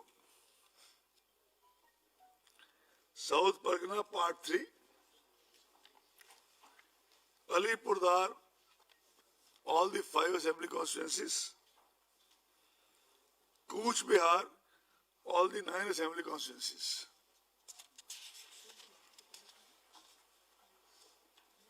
Shall we go to next? 5th phase, 45 assembly constituencies. Issue of notification, 23rd March. Last day of nomination, 30th March. Scrutiny, 31st March. Last date of withdrawal, 3rd April. Date of poll, 17th April.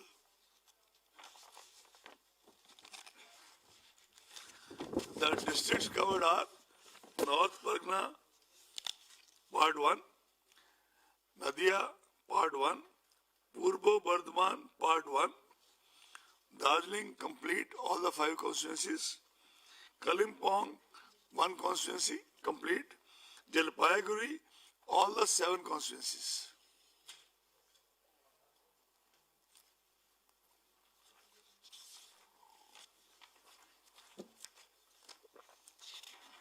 Shall we go next?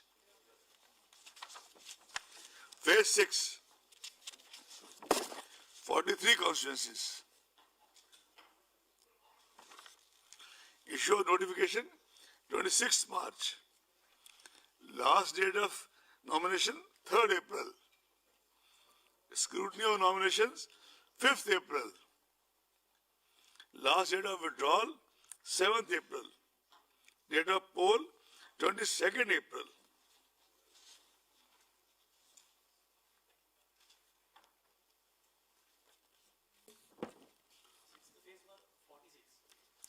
Forty-three. I can read out the districts again, although they are there in the slide in front of you. But I read out again since you asked. North Pargana Part 2, Nadia Part 2, Purbo Bardhaman Part 2, Uttar Dinajpur Part 2. All 9. Uttar, Purbo Bardhaman, all 8, and Uttar Dinajpur, all 9. Shall we go to the next? 7th phase, 36 assembly constituencies. Issue of notification, 31st March. Last date, 7th April. Scrutiny of nominations, 8th April. Last date of withdrawal, 12th April. Date of poll, 26th April. And the districts covered are Malda Part 1,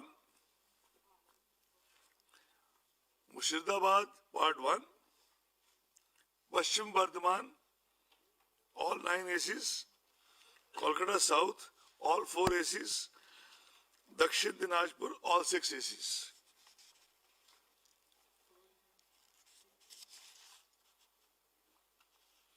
If you have gone through it, can we move to the last phase?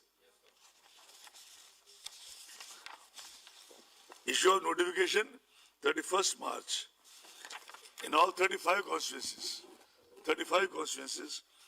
issue of notifications, 31st March. Last date of nominations, 7th April. Scrutiny of nominations, 18th April. Last date of withdrawal of candidature, 12th April. Date of poll, 29th April. 35. And the districts covered are Malda Part 2,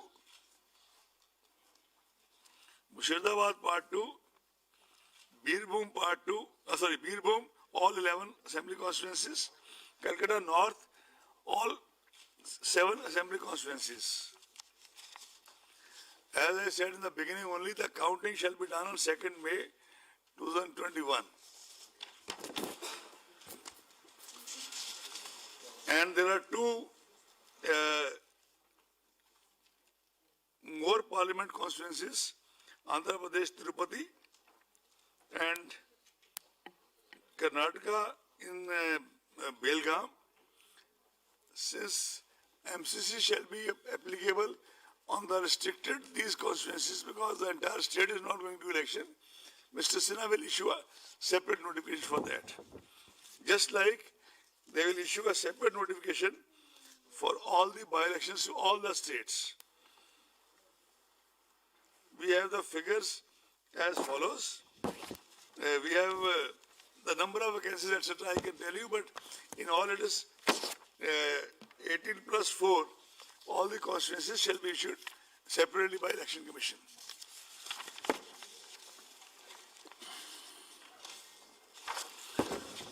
Before I end,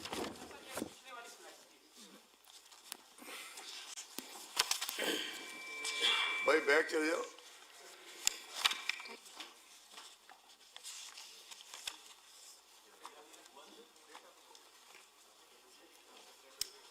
आप 1 minute बैठ जाए शिफाली जी. हो गया? Before I conclude this press conference, I should like to place on record the fact that as a citizen, one always respected and looked up to the institution of the Election Commission. Having been inside now for more than 4 years, I think one almost reveres it. I'm thankful to my family and friends, my brothers and sisters who have all been with me, and very, very thankful to both the commissioners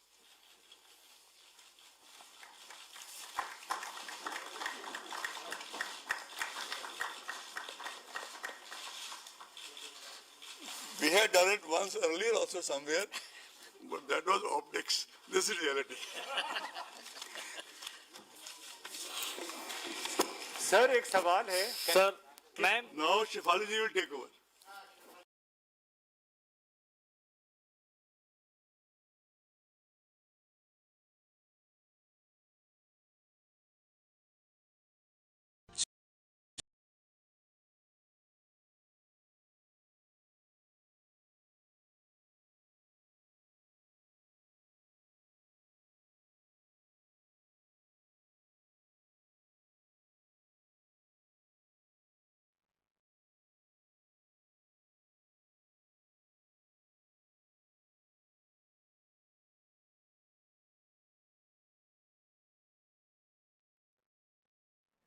বাংলায় আজ 4 রাজ্য সহ রাজ্যের নির্বাচনের দিন ঘোষণা হলো, সেই ছবি আপনারা দেখছিলেন স্কয়ার সার্কেল নিউজে।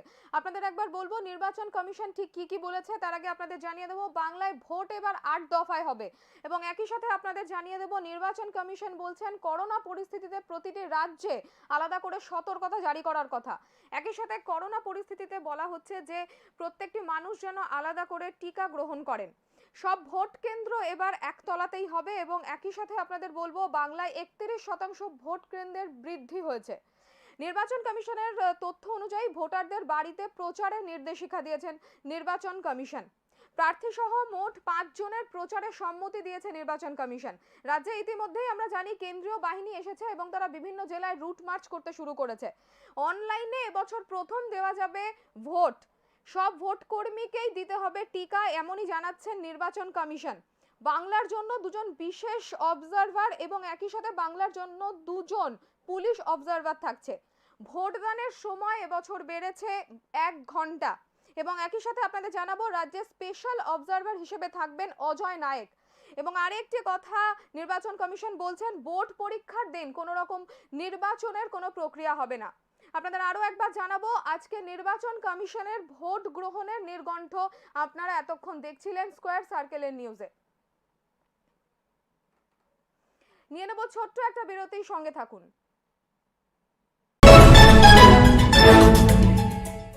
এবং স্কয়ার সার্কেল মিডিয়া যে লঞ্চ হচ্ছে তার জন্য আমি অনেক অনেক শুভেচ্ছা জানাচ্ছি সকল দর্শককে। আমরা দেখতে থাকবো, আমি চাই যে আপনারাও দেখুন। স্কয়ার সার্কেল নিউজকে আমি শুভেচ্ছা জানাই তার পথ চলার জন্য। বাংলা খবর এবং বাংলা সংস্কৃতিকে বাঁচিয়ে রাখতে তাদের এই উদ্যোগে সাফল্য কামনা করি। আসুন আপনারা তাদের চ্যানেল দেখুন, এটি একটি ওয়েব চ্যানেল। আপনারা দেখুন, পরস্পরকে জানান, পরস্পরকে শেয়ার করুন, তাদের এই পথ চলা যেন সুগম হয়। আমার শুনে খুবই ভালো লাগলো।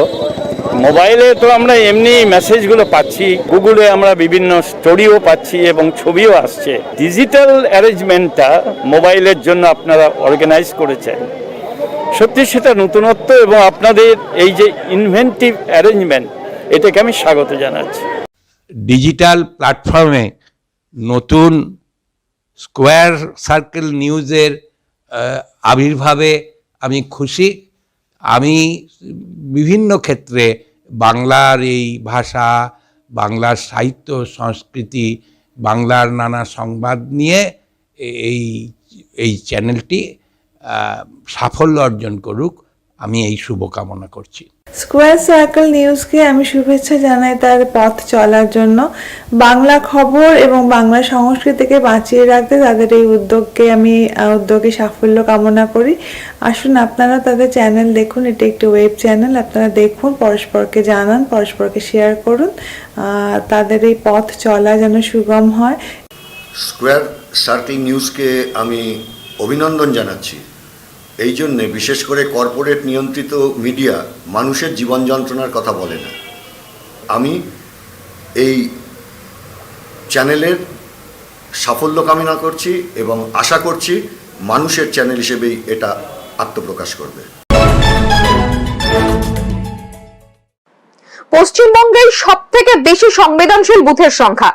রাজ্যে এই মুহূর্তে অত্যন্ত সংবেদনশীল বুথের পরিমাণ 6400। এই সংখ্যাটা অন্য 5 রাজ্যের থেকে অনেক বেশি। বৃহস্পতিবারের ভিডিও বৈঠকে সুদীপ জৈন আইন শৃঙ্খলা প্রসঙ্গে কড়া মনোভাব দেওয়ার নির্দেশ দিয়েছেন রাজ্য নির্বাচন কমিশনের আধিকারিকদের। কোথাও কোনো গাফিলতি থাকলে কমিশন প্রয়োজনীয় ব্যবস্থা নিতেও পিছুপা হবেন না বলে হুঁশিয়ারি দিয়েছে বলে জানা গেছে সূত্রের খবর। একদিকে যেমন জমে উঠেছে রাজনৈতিক প্রচার, অন্যদিকে প্রস্তুতি চলছে প্রশাসনেও। আগেই রাজ্যে এসে পড়েছে কেন্দ্রীয় বাহিনী, এবার একই সঙ্গে বিভিন্ন জায়গায় রুট মার্চ শুরু করলো তারা। বৃহস্পতিবার বিধাননগর, দুর্গাপুর, শিলিগুড়িতে হলো বাহিনীর রুট মার্চ।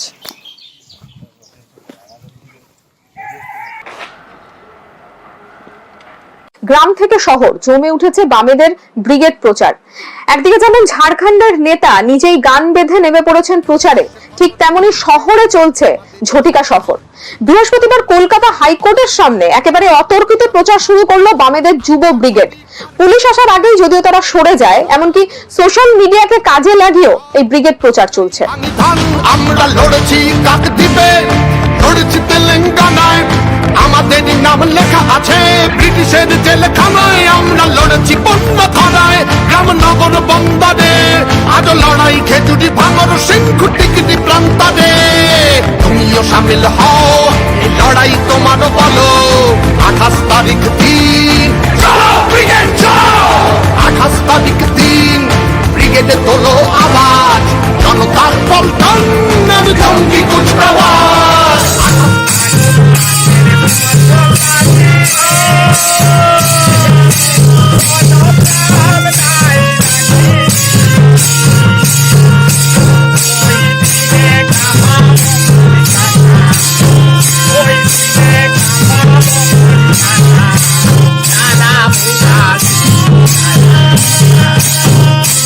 বিজেপির শুদ্ধিকরণ কর্মসূচির অনুষ্ঠানে এবার বিজেপির ছাত্র সংগঠনের বিরুদ্ধে শুদ্ধিকরণ কর্মসূচি পালন করলো তৃণমূল কংগ্রেস ও বামেরা।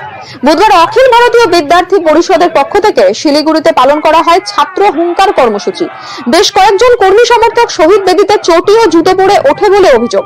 তৃণমূল ও বামেরা এরম অভিযোগ করেন। শহীদ বেদিতে গঙ্গা জল দিয়ে শুদ্ধিকরণ করে তৃণমূল ছাত্র সংগঠনের কর্মীরা।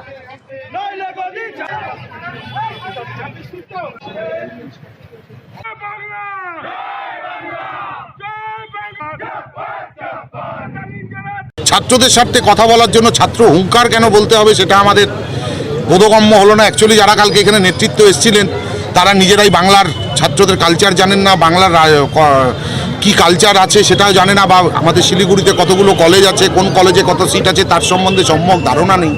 এসে কিছু জাতি ধর্ম জাতপাত নিয়ে কিছু বক্তব্য রেখে গেছেন এবং এই ভাষা শহীদ যেটা পশ্চিমবঙ্গ তৎসহ পশ্চিমবঙ্গবাসী বা বাঙালিদের কাছে খুব আবেগ, সেই ভাষা শহীদের বেদিতে উঠে তারা সেটাকে সেলফি জোন মনে করে সেলফি তুলছে, তারা সেখানে খাওয়া দাওয়ার উচ্ছিষ্ট ফেলছে এবং তারা জানেই না।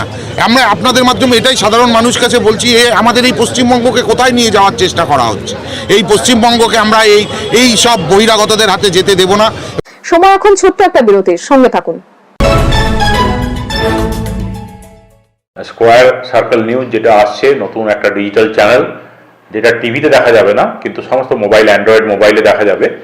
কিন্তু যদি সঠিকভাবে সঠিক নিউজের সঙ্গে সঠিকভাবে মানুষকে পরিবেশন করা যায়, এই নিউজ চ্যানেল খুব শীঘ্রই পপুলারিটি পাবে এবং এর গ্রোথ এবং ডেভেলপমেন্ট হবে। এবং এদের আমি সবাইকে শুভেচ্ছা জানাচ্ছি। আজকের যে আসতে চলেছে সেজন্য শুভেচ্ছা এবং অভিনন্দন জানাচ্ছি। স্কোয়ার সার্কেল নিউজকে আমি শুভেচ্ছা জানাই তার পথ চলার জন্য। বাংলা খবর এবং বাংলা সংস্কৃতিকে বাঁচিয়ে রাখতে তাদের এই উদ্যোগে সাফল্য কামনা করি। আসুন আপনারা তাদের চ্যানেল দেখুন, এটি একটি ওয়েব চ্যানেল। আপনারা দেখুন, পরস্পরকে জানান, পরস্পরকে শেয়ার করুন। তাদের এই পথ চলা যেন সুগম হয়। এবং স্কোয়ার সার্কেল মিডিয়া যে লঞ্চ হচ্ছে তার জন্য আমি অনেক অনেক শুভেচ্ছা জানাচ্ছি সকল দর্শককে। আমরা দেখতে থাকবো, আমি চাই যে আপনারাও দেখুন। কলকাতায় কাজে এসে ম্যানহোলে পড়ে মৃত্যু মালদহের হরিশ্চন্দ্রপুরের 4 পরিযায়ী শ্রমিকের। এদের মধ্যে রয়েছেন একই পরিবারের 3 ভাই, প্রত্যেকেই হরিশ্চন্দ্রপুরের মালিয়ের 2 নম্বর গ্রাম পঞ্চায়েতের পূর্ব তালসুর এলাকার বাসিন্দা। দুর্ঘটনায় মৃত্যুর কথা এলাকায় পৌঁছতেই পরিবারের পাশাপাশি গোটা এলাকা জুড়েই শোকের ছায়া নেমে আসে। মৃতদের পরিবার সূত্রে জানা গিয়েছে, মৃত 4 জনই দীর্ঘদিন ধরেই ভিন রাজ্যে শ্রমিকের কাজ করতেন। মৃতদের পরিবারকে 5 লক্ষ টাকা করে ক্ষতিপূরণ দেওয়ার সিদ্ধান্ত নিয়েছে কলকাতা পৌরসভা।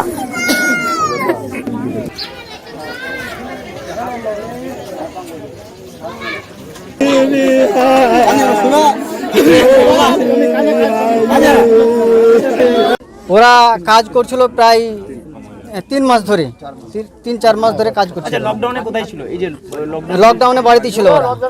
3 মাস আগে কি গেছিল? হ্যাঁ, 3 মাস আগে থেকেই যাওয়া আসা করছে মাঝে মধ্যে। এরা সব অভাবী লোক, এদের বাড়িঘর তেমন ভালো বাড়িঘর নেই, জমি জায়গা নেই। এরা খেটে খায়, বিভিন্ন জায়গায় এরা কাজ করে খায়। এরা ওই কাজ করতে গেছিল টাকার অভাবের জন্য। আচ্ছা, কোথাও কি শিখেছিল এই যে ড্রেনের যে কাজ করছিল? হ্যাঁ, এরা এর আগে ব্যাঙ্গালোরে ড্রেনের কাজ করতো, এরা আমি জানি। হ্যাঁ, এর আগে করতো। পণ্য পরিবহনের ক্ষেত্রে কেন্দ্রের জারি করা জরিমানার বিরুদ্ধে বিরোধিতা করে আন্দোলনে নামল শিলিগুড়ির ব্যবসায়ীরা। উত্তরবঙ্গের ব্যবসায়ীদের আশঙ্কা, এর ফলে ইন্সপেক্টর রাজ কায়েম হবে। কেন্দ্রীয় বাজেটের বিরোধিতা করে শুক্রবার শিলিগুড়ির বিভিন্ন এলাকায় দোকানপাট বন্ধ রাখা হয়। কাঞ্চনজঙ্ঘা স্টেডিয়াম থেকে মিছিল বের করেন ব্যবসায়ীরা। আজকে আমরা যেটা বলতে চাই, জিএসটির কাছে, গভর্নমেন্টের কাছে আমাদের বার্তা পৌঁছাতে চাই যে আপনারা আমাদেরকে না নিয়ে আপনাদের মতন করে কানুন যেগুলো বানান, সেই কানুনগুলো কিন্তু আমাদের কাছে হলো ফাঁসির ফান্দা তৈরি করা হচ্ছে। বৈশালী ডালমিয়া অমিত শাহের হাত থেকে বিজেপির পতাকা তিনি তুলে নিয়েছেন, কিন্তু কেন এই সিদ্ধান্ত? এ বিষয়ে কথা বললেন স্কোয়ার সার্কেলের প্রতিনিধির সঙ্গে।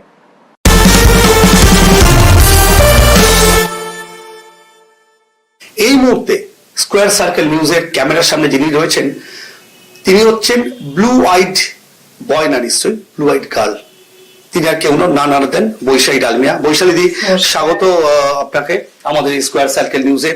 এবং আপনারা দেখতেই পাচ্ছেন এই যে অফিস আমরা দাঁড়িয়ে আছি, এটা কিন্তু প্রবাদ প্রতিম তিনি অ্যাডমিনিস্ট্রেটর, তিনি কেউ নন বৈশালীদির বাবা, আমাদের প্রত্যেকের শ্রদ্ধা সম্মানের জগবন ডালমিয়া।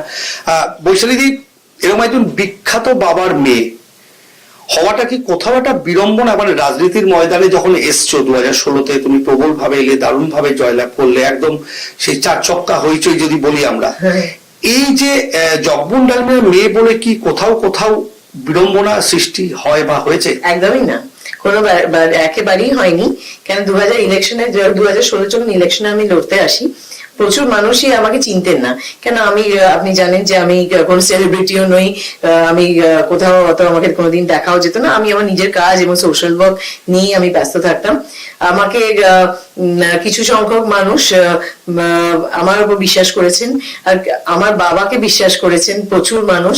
কেন ওনারা দেখুন, আমাকে হয়তো চিনতেন না, কিন্তু আমার বাবাকে দেখেছেন, তার স্বচ্ছ ভাবমূর্তি দেখেছেন, তার উনি কিভাবে মানুষের সঙ্গে কাজ করেছেন দেখেছেন, কোথা থেকে বেঙ্গলকে তুলে কোথায় একদম ওয়ার্ল্ডে তুলে নিয়ে গেছেন, ইন্ডিয়াকে তুলে নিয়ে গেছেন। সেইভাবে সবাই, আর ওনার যে একটা স্বচ্ছ ভাবমূর্তি সবাই জানেন।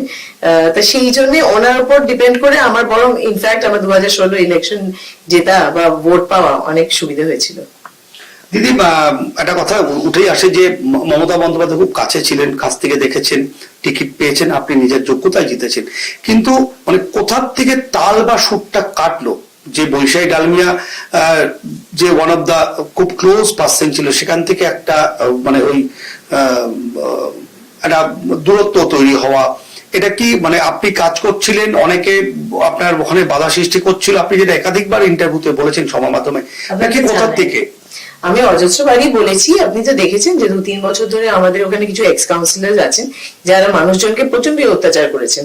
প্লাস আমাদের জেলা স্তরে প্রচন্ড ভাবে একটা ওনারা নিজেরা একটা রুলার হিসেবে ওখানে, আরেকটা আপনি বলতে পারেন প্যারালাল চিফ মিনিস্টার হয়ে গেছিলেন, যে সেইভাবে ওনারা একটা নিজেদের দল তৈরি করে নিয়ে সে বিরাট একটা অরাজকতা শুরু করে দিয়েছিলেন। তার সঙ্গে কিছু সংখ্যক মানুষ যারা এখন এক্স কাউন্সিলার্স, তখন কাউন্সিলার্স ছিলেন, তারা মানুষদের এত অত্যাচার করেছে, সেগুলোকে আমি আটকাবার চেষ্টা করেছি, এবং সেই জিনিসগুলো আটকাতে গিয়ে সেগুলো কিছু কিছু জায়গায় আটকেছি তো বটেই। সেই জন্যই ওনাদের আমার উপর অনেকের বিরক্তি, কেন যে আমি ওনাদের ওই যতটা অরাজকতা করার চেষ্টা করেছেন অতটা করতে দেয়া হয়নি বলে। দ্যাট ডাজন্ট ম্যাটার, আমি তাই জন্য কোনো পরোয়া করি না যে ওনারা এ করেছে, কেন আমি মানুষের সঙ্গে কাজ করবো বলেই আমি পলিটিক্স জয়েন করেছি, এবং সেটা আমি আগামী দিনে যতটা করেছি টিএমসি তে থাকাকালীন আমি খুবই আশাবাদী এবং আমি খুবই পজিটিভ যে 2021-এর ইলেকশনের পরে আমাদের এমনিও এখানে ভাজপা সরকার হচ্ছে, এবং আগামী দিনে অজস্র মানুষের কাজ করা যাবে। কারণ মানুষজন আর পাচ্ছে না, সাফোকেটেড। তারা চায় যে নতুন জিনিস দেখতে চাইছে, নতুন কিছু পেতে চাইছে, কেন এখন মানুষের একদম দেওয়ালে পিঠ ঠেকে গেছে, এরপরে আর পেছনে হাঁটার জায়গা নেই। তাই জন্য যে কোনো মানুষকেই হোক, যে কোনো মানুষ সে যে কাজের মধ্যে থাকেন, যে কমিউনিটিতে থাকেন, তাদের আর পেছনে হাঁটার যেহেতু জায়গা নেই, তাকে এগোতেই হবে। আর এগোতে গেলে ভাজপা সরকার যে উনি নিয়ে ওখান থেকে আসবে যে প্রচন্ড ভালো ভালো প্রকল্প, মানুষের জন্য প্রকল্প, মানুষের মাথার উপর ছাদ হবে, প্রত্যেকের একটা বাড়ির সামনে রাস্তা হবে, বাথরুম থাকবে, ড্রেনেজ কানেকশন থাকবে, পিওর ড্রিঙ্কিং ওয়াটার থাকবে, এগুলো মিনিমাম বেসিক এই জিনিসগুলো তো থাকবেই থাকবে। আর তার সঙ্গে সঙ্গে জানেন আপনি প্রধানমন্ত্রী আবাস যোজনা, কিংবা যে কৃষিদের জন্য, হ্যাঁ, আয়ুষ্মান ভারত, তার সঙ্গে কৃষিদের জন্য যে ফান্ড আমরা নিচ্ছি না ওয়েস্ট বেঙ্গলে, কেননা যে আমাদের একটা জায়গায় এসে আটকে যাচ্ছে। তা সেই অনেক কিছু, দেখুন আমি কিন্তু কারোর সঙ্গে ঝগড়া করতে আসিনি, কারোর সঙ্গে বিরোধিতাও করতে আসিনি, আমি কাজ করতে এসেছি। আর আই মিন বিজনেস, আমি লোকের সঙ্গে কাজ করবো, আমি মানুষকে খুশি রাখবো, আমি সেটাই চাই। এবার যেখানে আমি মানুষকে ভালো রাখতে পারবো, আমি অবভিয়াসলি সেখানেই থাকবো।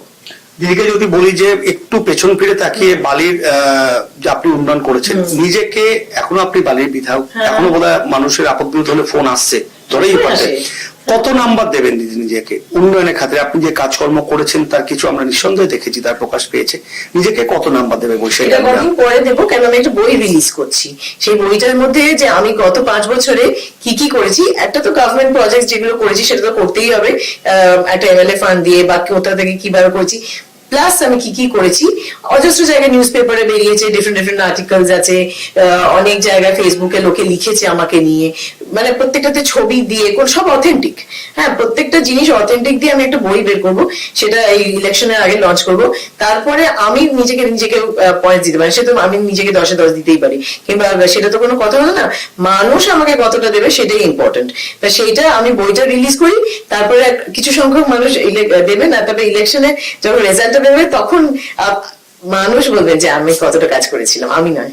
দিদি, সবাই বলছে খেলা হবে, আসলে স্লোগানটা তো বাংলাদেশ থেকে আগত, কিন্তু এইখানে যেভাবেই খেলা হবে জিনিসটা আদতে সত্যি কি খেলা হবে, নাকি অলরেডি ম্যাচ ওয়াক ওভার? আপনি যেভাবে বলছেন, আপনি যতটা কনফিডেন্ট আপনাকে দেখছি, আপনার বডি ল্যাঙ্গুয়েজে যেটা প্রকাশ পাচ্ছে, কারণ ফেস হচ্ছে একটা ফার্স্ট একটা আয়না, মুখে মনের আয়না, সেদিক থেকে খেলা কি সত্যি হবে দিদি? দেখুন, খেলাটা হবেটা কার সঙ্গে? টিএমসি তো কোনো স্পোর্টসম্যান স্পিরিটই নেই। আগে তো স্পোর্টসম্যান স্পিরিটটাকে ডেভেলপ করুক, খেলতে গেলে একটা স্পোর্টসম্যান স্পিরিট লাগে, সেটাই তো নেই। এটা তো ব্যাকস্ট্যাবার্স আর প্রচন্ড আনপ্রফেশনাল। ধরুন আমাকে যদি এই যে আমাকে বহিষ্কার করলেন, কই আজ অব্দি একটা চিঠি পাইনি, আজ অব্দি কোনো আমার কাছে একটা টেলিফোন আসেনি, কোনো শীর্ষ নেতৃত্ব থেকে আমাকে ফোন করে বলা হয়নি, কোথাও থেকে একটা প্রেস কনফারেন্স করা হয়নি, হ্যাঁ কিছুই হয়নি। আমি একটা চ্যানেলের মাধ্যমে শুনলাম আমি নাকি বহিষ্কৃত, ওইটুকুনি, ওইখানেই শুরু ওখানেই শেষ। আজ অব্দি আমি জানি না যে আমি মানে চিঠিও আসেনি, কিছুই হয়নি। তাই যে এই আনপ্রফেশনালিজম বা যেটা স্পোর্টসম্যান স্পিরিটের অভাব, যে সামনে বলার ক্ষমতা নেই, পেছন থেকে ব্যাকস্ট্যাপ করা, এগুলো দিয়ে কোনোদিন খেলা হয় না। খেলার জন্য আগে নিজেকে খেলোয়াড় তৈরি করুক, তারপর খেলার কথা বলা যাবে। যে দলটার জন্য বা যাকে রেখে গিয়েছিলেন যে 4.5 বছর কাজ করার পর যখন এরকম ভাবে একটা আপনি বলছেন, এটা সত্যি তো একটা অপমান সুযোগ। আপনি একজন রানিং বিধায়ক, একটা অফিসিয়াল সবকিছুর পদ্ধতি থাকে, শৃঙ্খলা ভঙ্গ হলেও তাকে শোকজ করা হয়। কোথাও কি মনের ভেতর একটা দুঃখ বা কষ্ট কখনো একা থাকেন যে একটা দলের জন্য আপনি যেটা বলছেন যে 4.5 বছর আপনি সময় দিয়েছেন, অনেক কিছু করেছেন, অনেক ঝড়ঝাপটা সামলেছেন, অনেক অপবাদ নিয়েছেন, কোথাও কি সেটা এখন মনে হয় যে এটা কেন করলাম? না, আমার কোনো রিগ্রেটস নেই লাইফে। কি বলে, দেখুন আমি তো কারোর জন্য কোনো দিয়েছি কি, আমি তো মানুষের জন্য নিজে কাজ করতে এসেছি, এখানে দেয়া দিয়ে কোনো ব্যাপার নেই। মানুষ যেরকম আমি মানুষকে ভালোবেসেছি, মানুষও রিটার্ন দিয়েছে ভালোবাসা আমাকে, তা সেই ভালোবাসা আমি রিটার্নে পেয়ে গেছি। তাই জন্য আমি কিছু হারাইনি এখানে এসে, বরং অনেক লোকের ভালোবাসা পেয়েছি। তাই জন্য আমার কাছে কোনো রিগ্রেটস নেই, বরং আই এম কোয়াইট পজিটিভ যে ভালোবাসা মানুষে পেয়েছি, সেই ভালোবাসার যে রেসপেক্ট, সেটা আমি আরো আগামী দিনে আরো ভালো করে দেবো বিজেপিতে আসার পর, এবং খুব ভালো করে আরো বিজেপি সরকার থেকে যে প্রকল্পগুলো দেবেন সেগুলোতে মানুষ যে উপকৃত হবে, সেটা আমি খুবই ভীষণই আশাবাদী। আপনি যে দলে জয়েন করেছেন, নিঃসন্দেহে সেটা একটা ন্যাশনালাইজ দল এবং একটা রুলস রেগুলেশন মেনে চলে। এখানে কে কোথায় দাঁড়াবে বা কে কি করবে তার আগাম কোনো কিছু এটা কেউ বলে না বা বলা যায় না। কিন্তু আপনার যে অভিজ্ঞতা স্পোর্টস ফিল্ডে, আপনি দীর্ঘদিনের সোশ্যাল অ্যাক্টিভিস্ট, অনেক কিছুর সাথে জড়িত, অনেক মুভমেন্টের সাথে জড়িত, পুজো যেমন করেন, চুলটাও বাঁধেন, রান্নাও করেন, তো সেই জায়গায় দাঁড়িয়ে আপনার যে বিশেষ যেদিকে মোড অফ ইন্টারেস্ট, মানে স্পোর্টস ফিল্ড, অবভিয়াসলি আমরা বৈশালী দিকে আমরা কিন্তু সেদিকেই জানি, মাঠের সাথে প্রবলভাবে জড়িত, সেরকম কি কোনো ইচ্ছে রয়েছে, বা যদি এরপরে নিঃসন্দেহে আপনি ভোটে দাঁড়াবেন, আশা করতেই পারি বা টিকিট পাবেন, যে কোনো বিশেষ জায়গা বা কোনো বিশেষ ফিল্ড, এরকম কি কিছু ভাবনা চিন্তা আছে, সেটা কি ব্যক্ত করেছেন? না, আমি কিছু ব্যক্ত করিনি, আমি পুরো দলের উপর ছেড়ে দিয়েছি। আমি ওনাদের রেসপেক্ট করি বলেই আমি একটা দল থেকে আরেক জায়গায় শিফট, আমি নির্দলীয় হয়ে আমি আবার একটা জায়গায় শিফট করেছি, কেন আমার অগাধ বিশ্বাস ওনাদের উপর। আমি কিছু কোনোদিনই কারোর কাছেই ডিমান্ড করিনি, না আমি এই দলে ডিমান্ড করেছিলাম, না আমি আগামী দিনেও কোনোদিন কোথাও ডিমান্ড করবো, কেন আমি কোনোদিনই আজ অব্দি কোনো মানুষের কাছে কিছু চাইনি, কোনোদিনই না। এবং তার সঙ্গে আপনি যেটা বলছেন যে আর কি প্রশ্ন ছিল আপনার, বলুন। যে যেহেতু আপনি ক্রিকেট অ্যাডমিনিস্ট্রেটর ঘরে এরকম রয়েছে, তো আপনার ক্রিকেট বা স্পোর্টসের দিকে একটা প্রচন্ড ন্যাক রয়েছে, তো আপনার মোড অফ ইন্টারেস্টের যেদিকে, সেদিকে যদি কিছু পান বা সেরকম কোনো জায়গা সেরকম কিছু। আমি একটা কথা বলছি আপনাকে, আমি না অনেক রকম কাজই করেছি লাইফে। হ্যাঁ, এখানে যেমন স্পোর্টসে, অফকোর্স স্পোর্টসে আমি ব্যাকগ্রাউন্ড থেকে আসি, স্পোর্টস আমি ভালোবাসি, প্রত্যেকটা খেলাই আমি দেখতে ভালোবাসি, সব রকমের স্পোর্টস ভালোবাসি, ক্রিকেট দেখতে বেশি ভালোবাসি, যেটা ছোটবেলা থেকে এটা দেখেই আমি বড় হয়েছি। এবং তার সঙ্গে দেখুন, আপনি যদি দেখেন, আমি উইমেন অ্যান্ড চাইল্ডের কাজ করেছি। আমি দেখুন, আমার লিলুয়া হোম আছে, সেই লিলুয়া হোমকে না কেউ ঘুরে তাকাতো না। আমি যখন ওখানে গেলাম, মানুষজনকে মানে যারা ওখানে থাকতেন তারা যে কত কষ্টে থাকতেন, তাদের জামা কাপড় ছেঁড়া ছিল, বিছানা চাদর নেই, ঘরে বন্দি করে রাখা হতো। আমি একটা সিনেমা দেখেছিলাম খিলৌনা বলে, সেইখানে আপনারা দেখেছেন সবাই সঞ্জীব কুমারের, সেই যে খিলৌনা যে হাতটা বাড়িয়ে ওরা কাঁদছে, আমি যখন চলে আসছিলাম প্রথম প্রথমবার গেছিলাম জেতার পর, ওরা প্রত্যেকটা সিঁড়ি জানলা দিয়ে খুবড়ি ছোট ছোট জানলা, সেখান দিয়ে হাত বাড়িয়ে এবং চেয়ে যাচ্ছে দিদি আমায় নিয়ে যাও নিয়ে যাও, তুমি ছেড়ে চলে যেও না। ওই যে আমি তারপর থেকে ওদের সঙ্গে এত কাজ করেছি, সেটা একটা উইমেন চাইল্ডের একটা অংশ। তাদের প্রচুর লোককে আমি ট্রেনিং দিয়েছি, প্রচুর লোককে ওখান থেকে বের করিয়েছি, ওদের প্রচুর লোককে চাকরি দিয়েছি, প্রচুর লোককে বিয়ে দিয়েছি লিলুয়া হোমের। যেটা কিন্তু আমার ওখানে ভোট নেই, আমি কিন্তু ভোটের রাজনীতি করতে যাইনি ওখানে, কিন্তু কোনো একটা মেয়েও আমাকে ভোট দেবেন না, কিংবা দেওয়া সম্ভবও নয়, আমি চাইও না। আমি মানুষকে হেল্প করবো বলে গেছি। এটা ধরুন উইমেন অ্যান্ড চাইল্ডের একটা দিক। হেলথ যদি বলেন, হেলথের আমি মানে ধরুন গভর্নমেন্ট হসপিটালে ভর্তি করা তো দিনে রাতে আমার 24/7 আমার ফোন অন। আমি রেগুলার মানে ধরুন মাসে 5 থেকে 6 জনকে আমার রাত্রিবেলা 2 থেকে 3টে 4টে 5টা 6টা যখন ইচ্ছে ফোন আসে আমি ফোন ধরি, একটা রিঙেই ধরি, কেন আমি মাথার কাছে নিয়ে শুই যাতে আমি ফোনটার আওয়াজটা শুনতে পাই। দিয়ে আমি ফোন ধরি এবং ব্যবস্থা করি। কিছুদিন আগেও একজন, আপনি যদি একটা ফেসবুকে লিখেছেন, এত সুন্দর লিখেছেন, আমার মন ভরে গেল, যে ওনার বাচ্চা মানে বইয়ের ডেলিভারি হওয়ার ছিল, তা ওনাকে কোনো হসপিটালে ভর্তি করতে পারছিলেন না, উত্তরপাড়ায় যে নার্সিং হোমে, যেহেতু আগেই একটা কিছু মানে ওনার হয়ে গেছিল, র্যাপচার হয়ে গেছিল, সেখানে ডক্টরকে ওখানে পাননি। প্লাস ওনারা আমাদের অনেক জায়গায় ঘুরেছেন, গভর্নমেন্ট হসপিটাল প্লাস লিলুয়াতে আমাদের আরো কর্পোরেশন হসপিটাল আছে, সব জায়গায় ঘুরেছেন। ওই পেশেন্টকে কেউ ডিল করতে পারলেন না। তখন আমি বললাম যে তাহলে কি করবো, তখন রাত্রিবেলা 3:30 বাজে, মানে খোঁজা চলছে 1:30 থেকে চলছে, কোথাও হচ্ছে না। তখন উনি বিভৎস, তার হাজবেন্ড কাঁদছে, ফোন করে যে বউ সিঙ্ক করে যাচ্ছে, তখন উডল্যান্ডসে ভর্তি করা হলো। হ্যাঁ, উডল্যান্ডসে ভর্তি করার পরে ওনার পুরো ট্রিটমেন্ট হলো, তার বাচ্চাকেও ট্রিটমেন্ট করতে হলো, কারণ ভীষণ প্রিম্যাচিওর হয়ে গেছিল। দিয়ে তারপরে মানে ধরুন আমি বিলের অ্যামাউন্টটা বলছি না, মানে সেটা আমার বলাটা মনে হয় ফোনে টেলিভিশনে ঠিক না। তো সেই সব আমি তার টেক কেয়ার করলাম। উনি বলছেন যে আমি উডল্যান্ডসে ভর্তি করবো না, কেন যেহেতু ওখানে একটা মানে একটা নিশ হসপিটাল, ওখানে I won't be able to মানে পে দ্য। আমি যে ডোন্ট ওয়ারি, আপনার ওয়াইফকে তো ভালো করতে হবে, আপনি করুন। এইভাবে মানুষের সঙ্গে হেল্প নিয়ে কাজ করেছি। কত ক্যান্সার পেশেন্টস আছে, একটি মেয়ের, আপনার জানি না এত টাইম নিয়ে নিচ্ছি, একটি মেয়ে আছে যে যেখানে যার সরি আপনাকে কিন্তু এত বলছি বলে বলছি, সেখানে একটি ছোট মেয়ে, তার ব্রেন টিউমার হয়েছিল, সেখানে তার বিভৎস, সে অসুস্থ হয়ে পড়েছিল। আমাকে লিলুয়া থেকে একটি মহিলা ফোন করলেন, তিনি ফোন করে বললেন যে তার মা রাস্তায় বসে বসে কাঁদছে, তখন বাজে রাত্রি 11:30 12টা, যে তার মানে তাকে ডক্টর বলেছে যে ঘুমের ওষুধ দিয়ে দাও, আস্তে আস্তে ঘুমিয়ে পড়বে, তার ব্রেন টিউমার যতবার অপারেট করা হচ্ছে বেড়ে যাচ্ছে, আর এক একবার অপারেশন মানে 2-2.5 লাখ, আর ওদের পক্ষে ক্ষমতাও নেই, পারবেনও না। সেই বাচ্চাটিকে নিউরোসায়েন্সে ভর্তি করে তারপরের দিন সকালবেলা তার পুরো অপারেশন করিয়ে ব্রেন টিউমার বাদ দিয়ে সেটাকে জার্মানিতে পাঠানো হয়েছে। সেখান থেকে সেটা মানে জানার জন্য, তার 12 বছর বয়স, এখন একটু বড় হয়ে গেছে বাচ্চাটা। তা সেখানে তারপরে তার আগের দিন তার প্যারালিসিস হয়ে গেল, হাত আগে পড়ে গেল, পা পড়ে গেল, পুরো বডিটা বেড, মানে সে পুরো প্যারালিটিক হয়ে গেল বাচ্চারা 12 বছরে। দিয়ে তাকে আমি ট্রিটমেন্ট ওখানে করে, ওনারা ওটাকে জার্মানি থেকে সব করে যে এক্স্যাক্টলি কি মেডিসিন লাগবে সেইভাবে তার রেডিয়েশন আজ অব্দি চলছে, করে সে এখন সুস্থ। সে এমন সুন্দর ছবি এঁকেছে, টাটা মেডিকেল সেন্টারে 2 বছর ধরে তার ক্যালেন্ডার তৈরি হয় তার ছবিতে। তাই সেই দেখুন, এরকম আরো অনেকেই আছেন, হার্টে বাচ্চার হয়েছে সেটা নিয়ে, এরকম শেষ করা যাবে না। কিন্তু আমার যেটা প্রশ্ন, যে আমরা একসময় বৈশাখ ডালমিয়াকে কিন্তু সিনেমা এই দিকে প্রডিউসার, এই দিকটা রাজনীতির জন্য কি কোথাও একটু চলে গেল? এই যে গ্ল্যামার ওয়ার্ল্ড একসময় বৈশাখ ডালমিয়া ছিল, নিঃসন্দেহে অত্যন্ত মানে সুন্দরী, বুদ্ধিমতী, এই সিনেমা এই ওরিয়েন্টেশনটা কি আবার কি ব্যাক করবে কখনো? ইচ্ছা আছে? আমি সিনেমা দেখতে খুব ভালোবাসি, হ্যাঁ, যে কোনো নর্মাল মানুষের মতন। আমি একজন নর্মাল মহিলা, হ্যাঁ, আমি যে জিনিস প্রত্যেকটা মহিলাই ভালোবাসে, আমিও ভালোবাসি। বাড়িতে বাড়ির লোকেদের যত্ন করতে ভালোবাসি, আমি রান্না করতেও ভালোবাসি, তারপরে সব জিনিসই আমি, যে একটা নর্মাল মহিলা, সিনেমা দেখা, শপিং করা, আমি একজন নর্মাল মহিলা, একজন মানুষ, আমিও একজন মানুষ, ঠিক সেম জিনিসটাই আমি ভালোবাসি। তা সেই জন্যই বলছি যে সেই কোনো জিনিসটাই যায়নি, সবই জীবনের মধ্যে আছে। প্রায়োরিটি হচ্ছে যেটা আমার কাছে জীবনে ছিল। আপনার তোমাদের জানোই, আমাকে ছোটবেলা থেকে চেনো, 14 বছর বয়স থেকে নিয়ে থেকে আমি বিভিন্ন সোশ্যাল ওয়ার্ক করেছি, সবই করেছি। সেইগুলো, সেটা আমার কাছে বেশি প্রায়োরিটি, অনেকটা ইম্পর্টেন্ট, সেগুলোকেই আমি বেশি প্রাধান্য দিচ্ছি এবং সেই দিকেই আর কি। শেষ প্রশ্ন, যে 2021-এর ভোট কিন্তু শিওরে একদম, নিঃসন্দেহে একটা বড় লড়াই হবে, কারণ শাসক দল মনে হয় না বিনা যুদ্ধে 1 ইঞ্চিও জমি কাউকে দেবে। এই জায়গায় দাঁড়িয়ে বৈশালী ডালমিয়ার পার্সোনাল, কারণ ডালমিয়া নামটা একটা অদ্ভুত ব্যাপার, কারণ আপনার ভাই সিবি প্রেসিডেন্ট, ছেলে আদিত্য সেও ফুটবল ঢুকে গিয়েছে, তরুণ নতুন প্রজন্ম সে তৈরি হচ্ছে, আমরা দেখছি চেয়ারম্যান একটা স্কুল কমিটি। তো এই রক্তের মধ্যে একটা এই ডালমিয়া নামের প্রভাবটা আছে, যিনি 1 ইঞ্চি জমি ছাড়ছেন না অপোনেন্টকে, এবং অসম্ভব মানে চালাক এবং বুদ্ধিমত্তায় কিন্তু সবকিছুকে বাজিমাত করতেন। এই সবকিছুর মিশেলে তৈরি হওয়া যে বৈশালী 21-এর এই রণাঙ্গনেতে কি স্ট্র্যাটেজি নেবে? স্ট্র্যাটেজি একটাই, কিছু আলাদা করে স্ট্র্যাটেজি নেওয়ার নেই। আমি যেন মানুষের পাশে দাঁড়িয়েছি, মানুষের পাশেই দাঁড়াবো।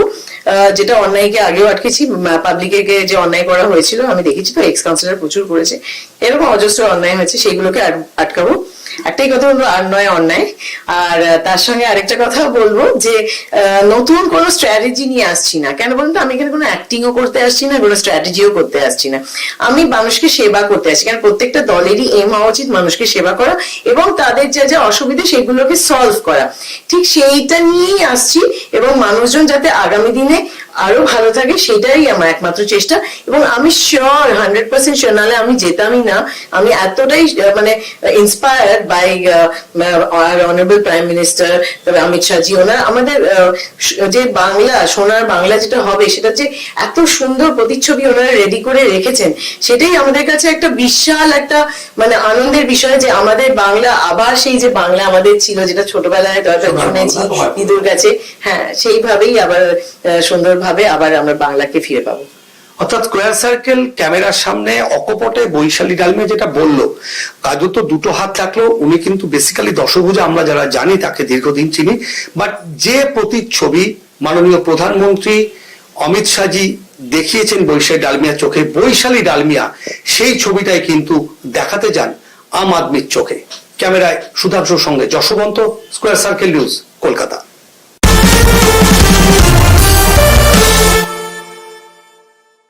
সময় এখন ছোট্ট একটা বিরতির, সঙ্গে থাকুন। ডিজিটাল প্ল্যাটফর্মে নতুন স্কোয়ার সার্কেল নিউজের আবির্ভাবে আমি খুশি। আমি বিভিন্ন ক্ষেত্রে বাংলার এই ভাষা, বাংলার সাহিত্য সংস্কৃতি, বাংলার নানা সংবাদ নিয়ে এই চ্যানেলটি সাফল্য অর্জন করুক, আমি এই শুভকামনা করছি। স্কোয়ার সার্কেল নিউজকে আমি শুভেচ্ছা জানাই তার পথ চলার জন্য।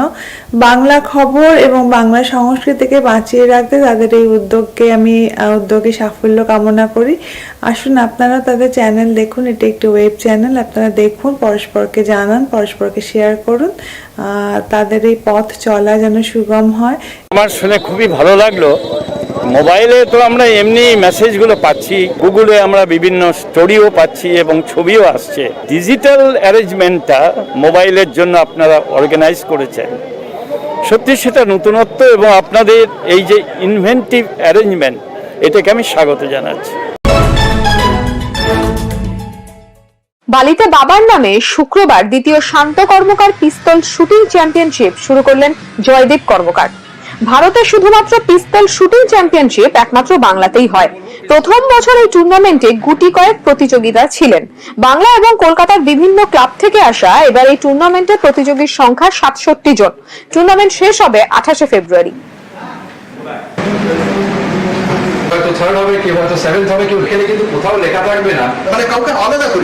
শুটিংয়ে উনি অ্যাকচুয়ালি ইন্টারেস্টেড হন যখন আমি ঢুকি, আমার দেখে, খেলা দেখে, এবং তারপরে ওনার সাথে বহু মানুষের পরিচয় হয় ন্যাশনাল লেভেলে এবং ইন্টারন্যাশনালেও, যারা এখানে আসতেন।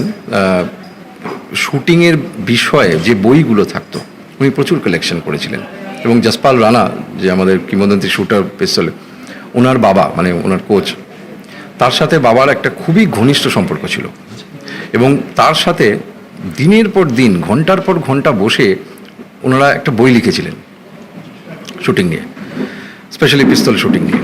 এবং সেখান থেকে কিন্তু উনি এতটাই ইনভলভ হয়ে যান শুটিং খেলার মধ্যে যে তখন উনি সুইমিংয়ের থেকে বেশি শুটিংয়ে বিয়ে করেন, এবং পরবর্তীকালে ব্যাপারটা এতটা সিরিয়াস হয় যে উনি অফিসিয়ালি ঝাড়খণ্ড টিমের কোচ ছিলেন শুটিংয়ে। দুজনেই বাঙালির গর্ব।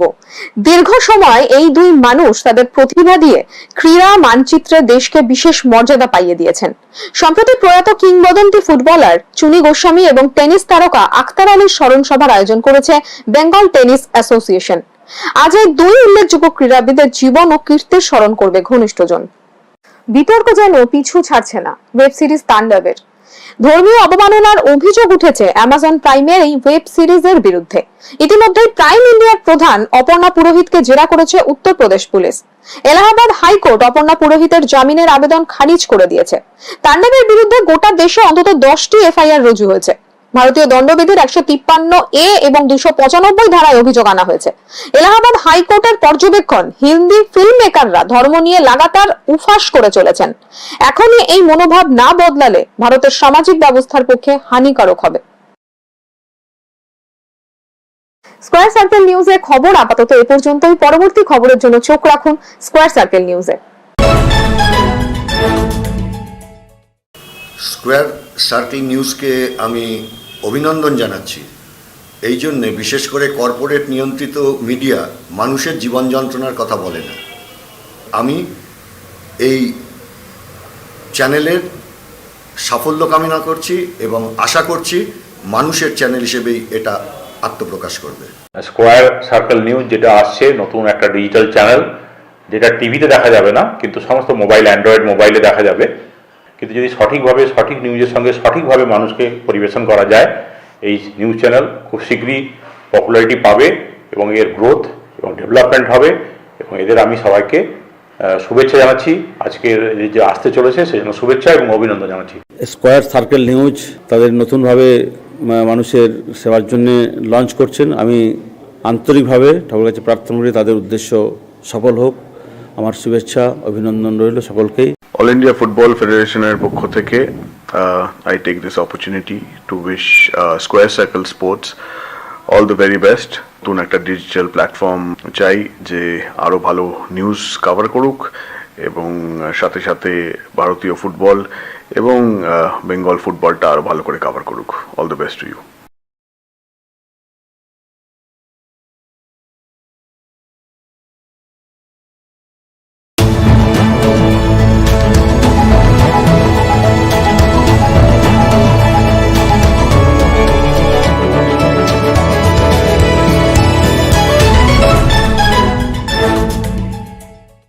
নমস্কার, আপনারা দেখছেন স্কয়ার সার্কেল নিউজ। আপনাদের সঙ্গে আমি রাই। শুরুতে দেখে নেব হেডলাইন্স। নজরে নির্বাচন, শুক্রবারও বাংলায় প্রচারে বিজেপির শীর্ষ নেতৃত্ব। বালুরঘাটে রাজনাথ, দক্ষিণ 24 পরগনায় স্মৃতি ইরানি, রবিবার রাজ্যে মোদী।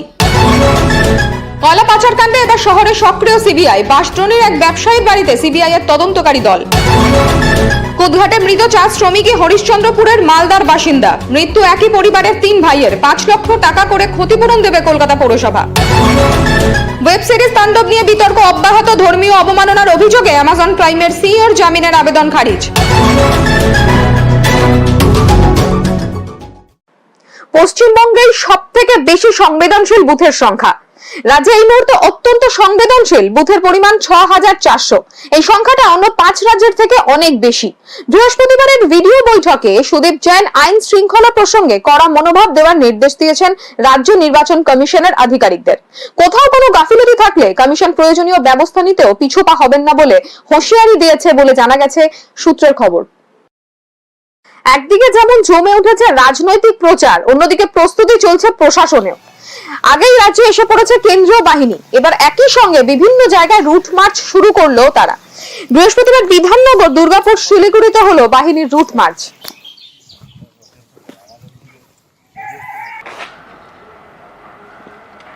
গ্রাম থেকে শহর জমে উঠেছে বামেদের ব্রিগেড প্রচার।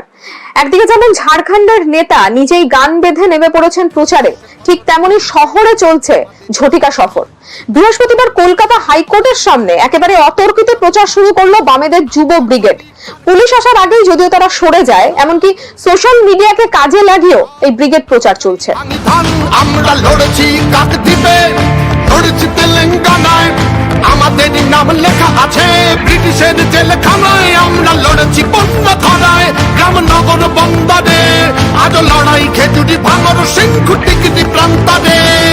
তুমিও সামিল হও এই লড়াই তোমার বলো, 28 তারিখ দিন চলো ব্রিগেড যাও, 28 তারিখ দিন ব্রিগেডে তোলো আওয়াজ, জনতার পল্টনের জঙ্গি কুচকাওয়াজ।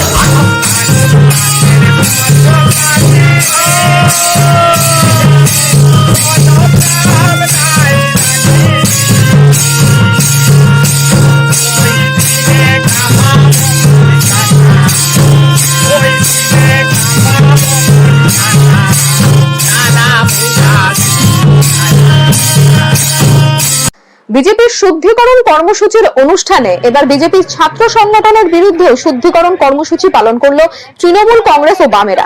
বুধবার অখিল ভারতীয় বিদ্যার্থী পরিষদের পক্ষ থেকে শিলিগুড়িতে পালন করা হয় ছাত্র হুঙ্কার কর্মসূচি। বেশ কয়েকজন কর্মী সমর্থক শহীদ বেদিতে চটি ও জুতো পরে ওঠে বলে অভিযোগ। তৃণমূল ও বামেরা এরম অভিযোগ করেন। শহীদ বেদিতে গঙ্গা জল দিয়ে শুদ্ধিকরণ করে তৃণমূল ছাত্র সংগঠনের কর্মীরা।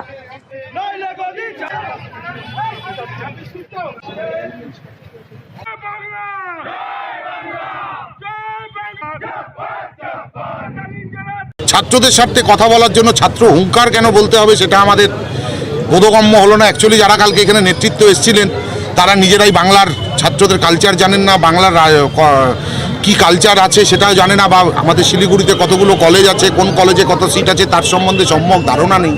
এসে কিছু জাতি ধর্ম জাতপাত নিয়ে কিছু বক্তব্য রেখে গেছেন, এবং এই ভাষা শহীদ যেটা পশ্চিমবঙ্গ তৎসহ পশ্চিমবঙ্গবাসী বা বাঙালিদের কাছে খুব আবেগ, সেই ভাষা শহীদের বেদিতে উঠে তারা সেটাকে সেলফি জোন মনে করে সেলফি তুলছে, তারা সেখানে খাওয়া দাওয়ার উচ্ছিষ্ট ফেলছে এবং তারা জানেই না। আমরা আপনাদের মাধ্যমে এটাই সাধারণ মানুষ কাছে বলছি, আমাদের এই পশ্চিমবঙ্গকে কোথায় নিয়ে যাওয়ার চেষ্টা করা হচ্ছে। এই পশ্চিমবঙ্গকে আমরা এই সব বহিরাগতদের হাতে যেতে দেব না। সময় এখন ছোট্ট একটা বিরতির, সঙ্গে থাকুন। স্কোয়ার সার্কেল নিউজ যেটা আসছে নতুন একটা ডিজিটাল চ্যানেল, যেটা টিভিতে দেখা যাবে না কিন্তু সমস্ত মোবাইল অ্যান্ড্রয়েড মোবাইলে দেখা যাবে। কিন্তু যদি সঠিকভাবে সঠিক নিউজের সঙ্গে সঠিকভাবে মানুষকে পরিবেশন করা যায়, এই নিউজ চ্যানেল খুব শীঘ্রই পপুলারিটি পাবে এবং এর গ্রোথ এবং ডেভেলপমেন্ট হবে। এবং এদের আমি সবাইকে শুভেচ্ছা জানাচ্ছি। আজকের যে আসতে চলেছে সেজন্য শুভেচ্ছা এবং অভিনন্দন জানাচ্ছি। এবং স্কোয়ার সার্কেল মিডিয়া যে লঞ্চ হচ্ছে তার জন্য আমি অনেক অনেক শুভেচ্ছা জানাচ্ছি সকল দর্শককে। আমরা দেখতে থাকবো, আমি চাই যে আপনারাও দেখুন। স্কোয়ার সার্কেল নিউজকে আমি শুভেচ্ছা জানাই তার পথ চলার জন্য। বাংলা খবর এবং বাংলা সংস্কৃতিকে বাঁচিয়ে রাখতে তাদের এই উদ্যোগে সাফল্য কামনা করি। আসুন আপনারা তাদের চ্যানেল দেখুন, এটি একটি ওয়েব চ্যানেল। আপনারা দেখুন, পরস্পরকে জানান, পরস্পরকে শেয়ার করুন। তাদের এই পথ চলা যেন সুগম হয়। কলকাতায় কাজে এসে ম্যানহোলে পড়ে মৃত্যু মালদহের হরিশ্চন্দ্রপুরের 4 পরিযায়ী শ্রমিকের। এদের মধ্যে রয়েছেন একই পরিবারের 3 ভাই, প্রত্যেকেই হরিশ্চন্দ্রপুরের মালিয়ের 2 নম্বর গ্রাম পঞ্চায়েতের পূর্ব তালসুর এলাকার বাসিন্দা। দুর্ঘটনায় মৃত্যুর কথা এলাকায় পৌঁছতেই পরিবারের পাশাপাশি গোটা এলাকা জুড়েই শোকের ছায়া নেমে আসে। মৃতদের পরিবার সূত্রে জানা গিয়েছে, মৃত 4 জনই দীর্ঘদিন ধরেই ভিন রাজ্যে শ্রমিকের কাজ করতেন। মৃতদের পরিবারকে 5 লক্ষ টাকা করে ক্ষতিপূরণ দেওয়ার সিদ্ধান্ত নিয়েছে কলকাতা পৌরসভা।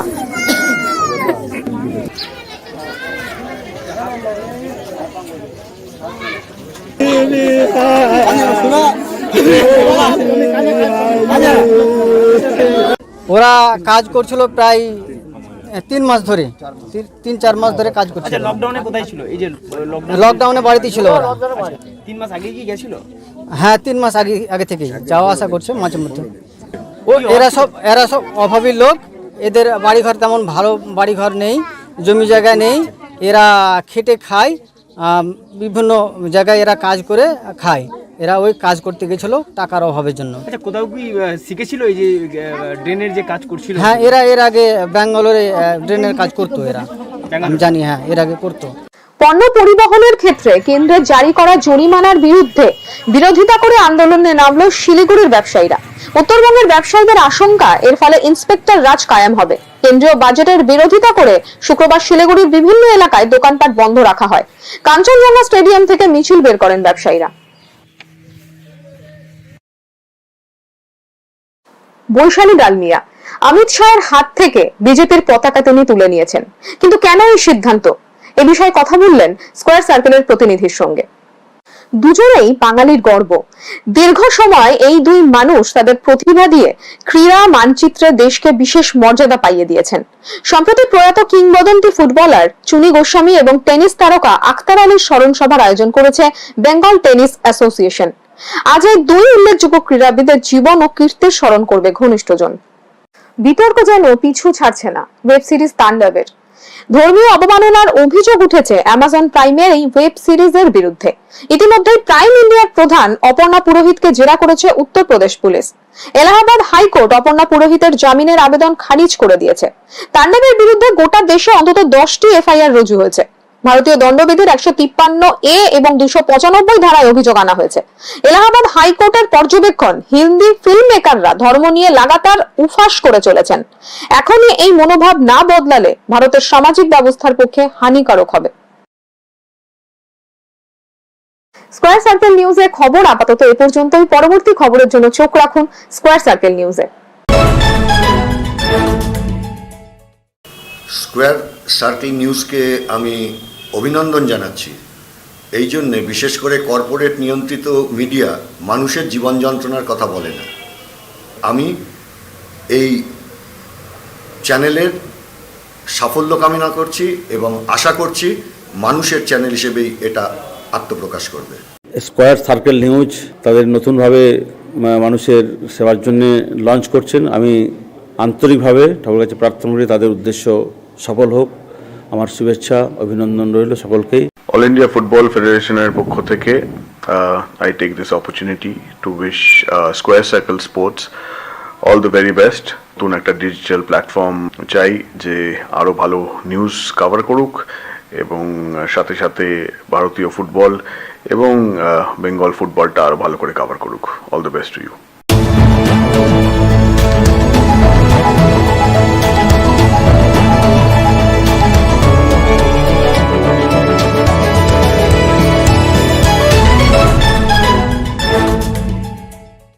নমস্কার, আপনারা দেখছেন স্কয়ার সার্কেল নিউজ। আপনাদের সঙ্গে আমি রাই।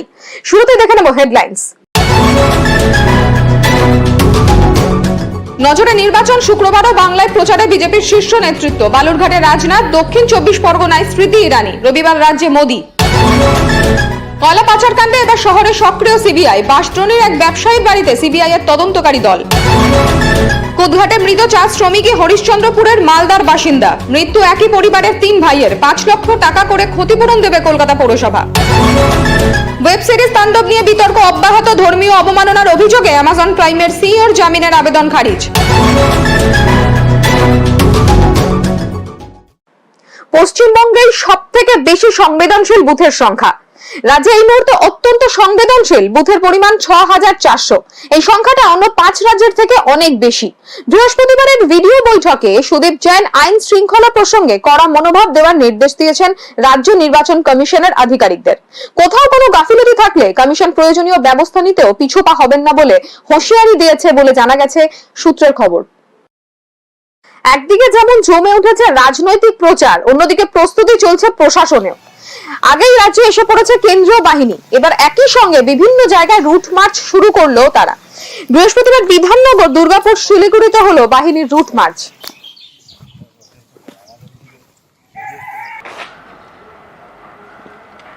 গ্রাম থেকে শহর জমে উঠেছে বামেদের ব্রিগেড প্রচার।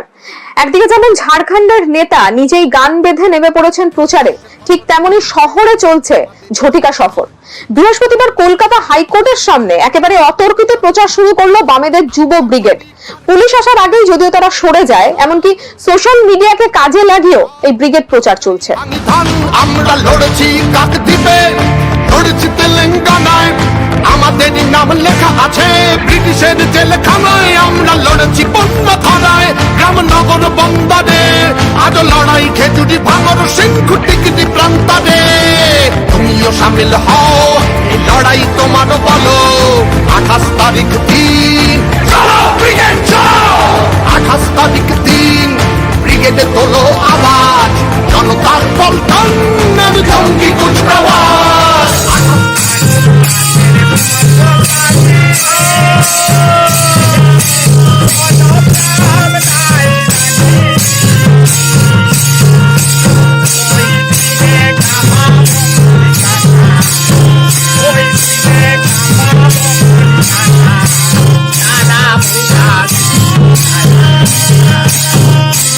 বিজেপির শুদ্ধিকরণ কর্মসূচির অনুষ্ঠানে এবার বিজেপির ছাত্র সংগঠনের বিরুদ্ধে শুদ্ধিকরণ কর্মসূচি পালন করলো তৃণমূল কংগ্রেস ও বামেরা। বুধবার অখিল ভারতীয় বিদ্যার্থী পরিষদের পক্ষ থেকে শিলিগুড়িতে পালন করা হয় ছাত্র হুঙ্কার কর্মসূচি। বেশ কয়েকজন কর্মী সমর্থক শহীদ বেদিতে চটি ও জুতো পরে ওঠে বলে অভিযোগ। তৃণমূল ও বামেরা এরম অভিযোগ করেন। শহীদ বেদিতে গঙ্গাজল দিয়ে শুদ্ধিকরণ করে তৃণমূল ছাত্র সংগঠনের কর্মীরা।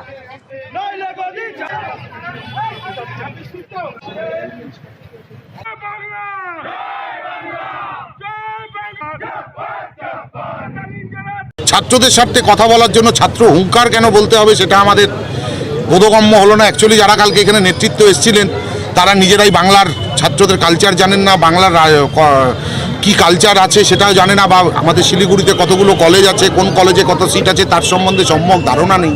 এসে কিছু জাতি ধর্ম জাতপাত নিয়ে কিছু বক্তব্য রেখে গেছেন এবং এই ভাষা শহীদ যেটা পশ্চিমবঙ্গ তৎসহ পশ্চিমবঙ্গবাসী বা বাঙালিদের কাছে খুব আবেগ, সেই ভাষা শহীদের বেদিতে উঠে তারা সেটাকে সেলফি জোন মনে করে সেলফি তুলছে, তারা সেখানে খাওয়া দাওয়ার উচ্ছিষ্ট ফেলছে এবং তারা জানেই না। আমরা আপনাদের মাধ্যমে এটাই সাধারণ মানুষ কাছে বলছি, আমাদের এই পশ্চিমবঙ্গকে কোথায় নিয়ে যাওয়ার চেষ্টা করা হচ্ছে। এই পশ্চিমবঙ্গকে আমরা এই সব বহিরাগতদের হাতে যেতে দেব না। সময় এখন ছোট্ট একটা বিরতির, সঙ্গে থাকুন। স্কোয়ার সার্কেল নিউজ যেটা আসছে নতুন একটা ডিজিটাল চ্যানেল, যেটা টিভিতে দেখা যাবে না কিন্তু সমস্ত মোবাইল অ্যান্ড্রয়েড মোবাইলে দেখা যাবে। কিন্তু যদি সঠিকভাবে সঠিক নিউজের সঙ্গে সঠিকভাবে মানুষকে পরিবেশন করা যায়, এই নিউজ চ্যানেল খুব শীঘ্রই পপুলারিটি পাবে এবং এর গ্রোথ এবং ডেভেলপমেন্ট হবে। এবং এদের আমি সবাইকে শুভেচ্ছা জানাচ্ছি। আজকের যে আসতে চলেছে সেজন্য শুভেচ্ছা এবং অভিনন্দন জানাচ্ছি। এবং স্কোয়ার সার্কেল মিডিয়া যে লঞ্চ হচ্ছে তার জন্য আমি অনেক অনেক শুভেচ্ছা জানাচ্ছি সকল দর্শককে। আমরা দেখতে থাকবো, আমি চাই যে আপনারাও দেখুন। স্কোয়ার সার্কেল নিউজকে আমি শুভেচ্ছা জানাই তার পথ চলার জন্য। বাংলা খবর এবং বাংলা সংস্কৃতিকে বাঁচিয়ে রাখতে তাদের এই উদ্যোগে সাফল্য কামনা করি।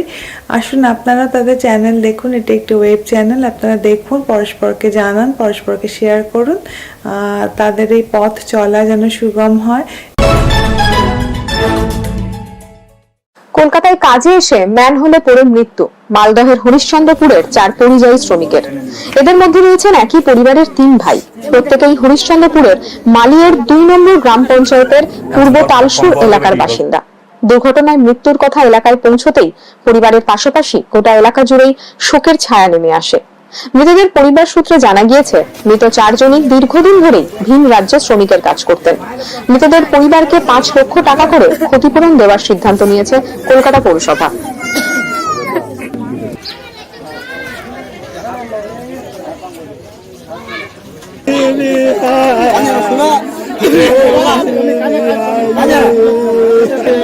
ওরা কাজ করছিল প্রায় 3 মাস ধরে, 3-4 মাস ধরে কাজ করছিল। লকডাউনে কোথায় ছিল? এই যে লকডাউনে বাড়িতে ছিল ওরা।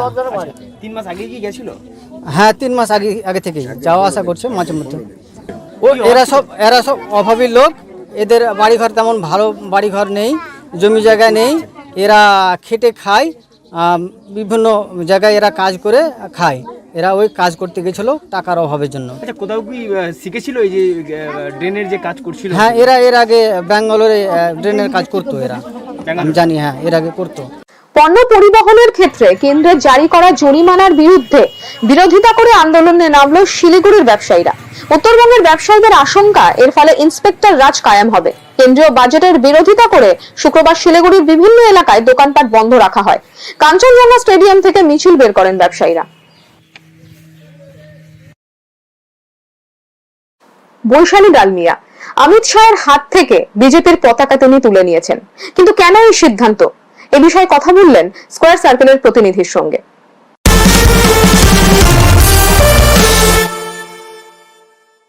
এই মুহূর্তে স্কোয়ার সার্কেল নিউজের ক্যামেরার সামনে যিনি রয়েছেন তিনি হচ্ছেন ব্লু আইড বয়, না নিশ্চয়ই ব্লু আইড গার্ল।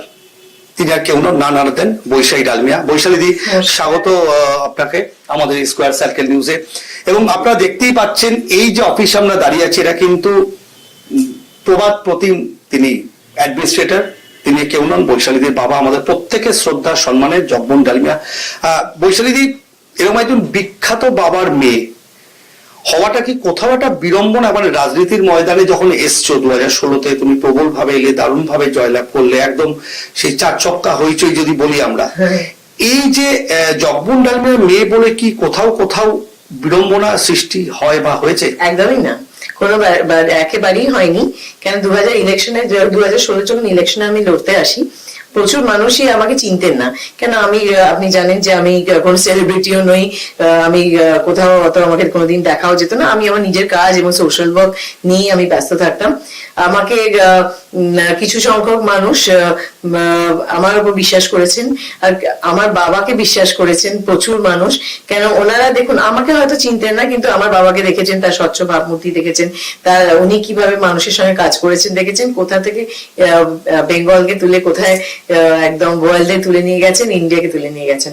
সেইভাবে সবাই, আর ওনার যে একটা স্বচ্ছ ভাবমূর্তি সবাই জানেন। তা সেই জন্য ওনার উপর ডিপেন্ড করে আমার বরং ইনফ্যাক্ট আমার 2016 ইলেকশন জেতা বা ভোট পাওয়া অনেক সুবিধা হয়েছিল।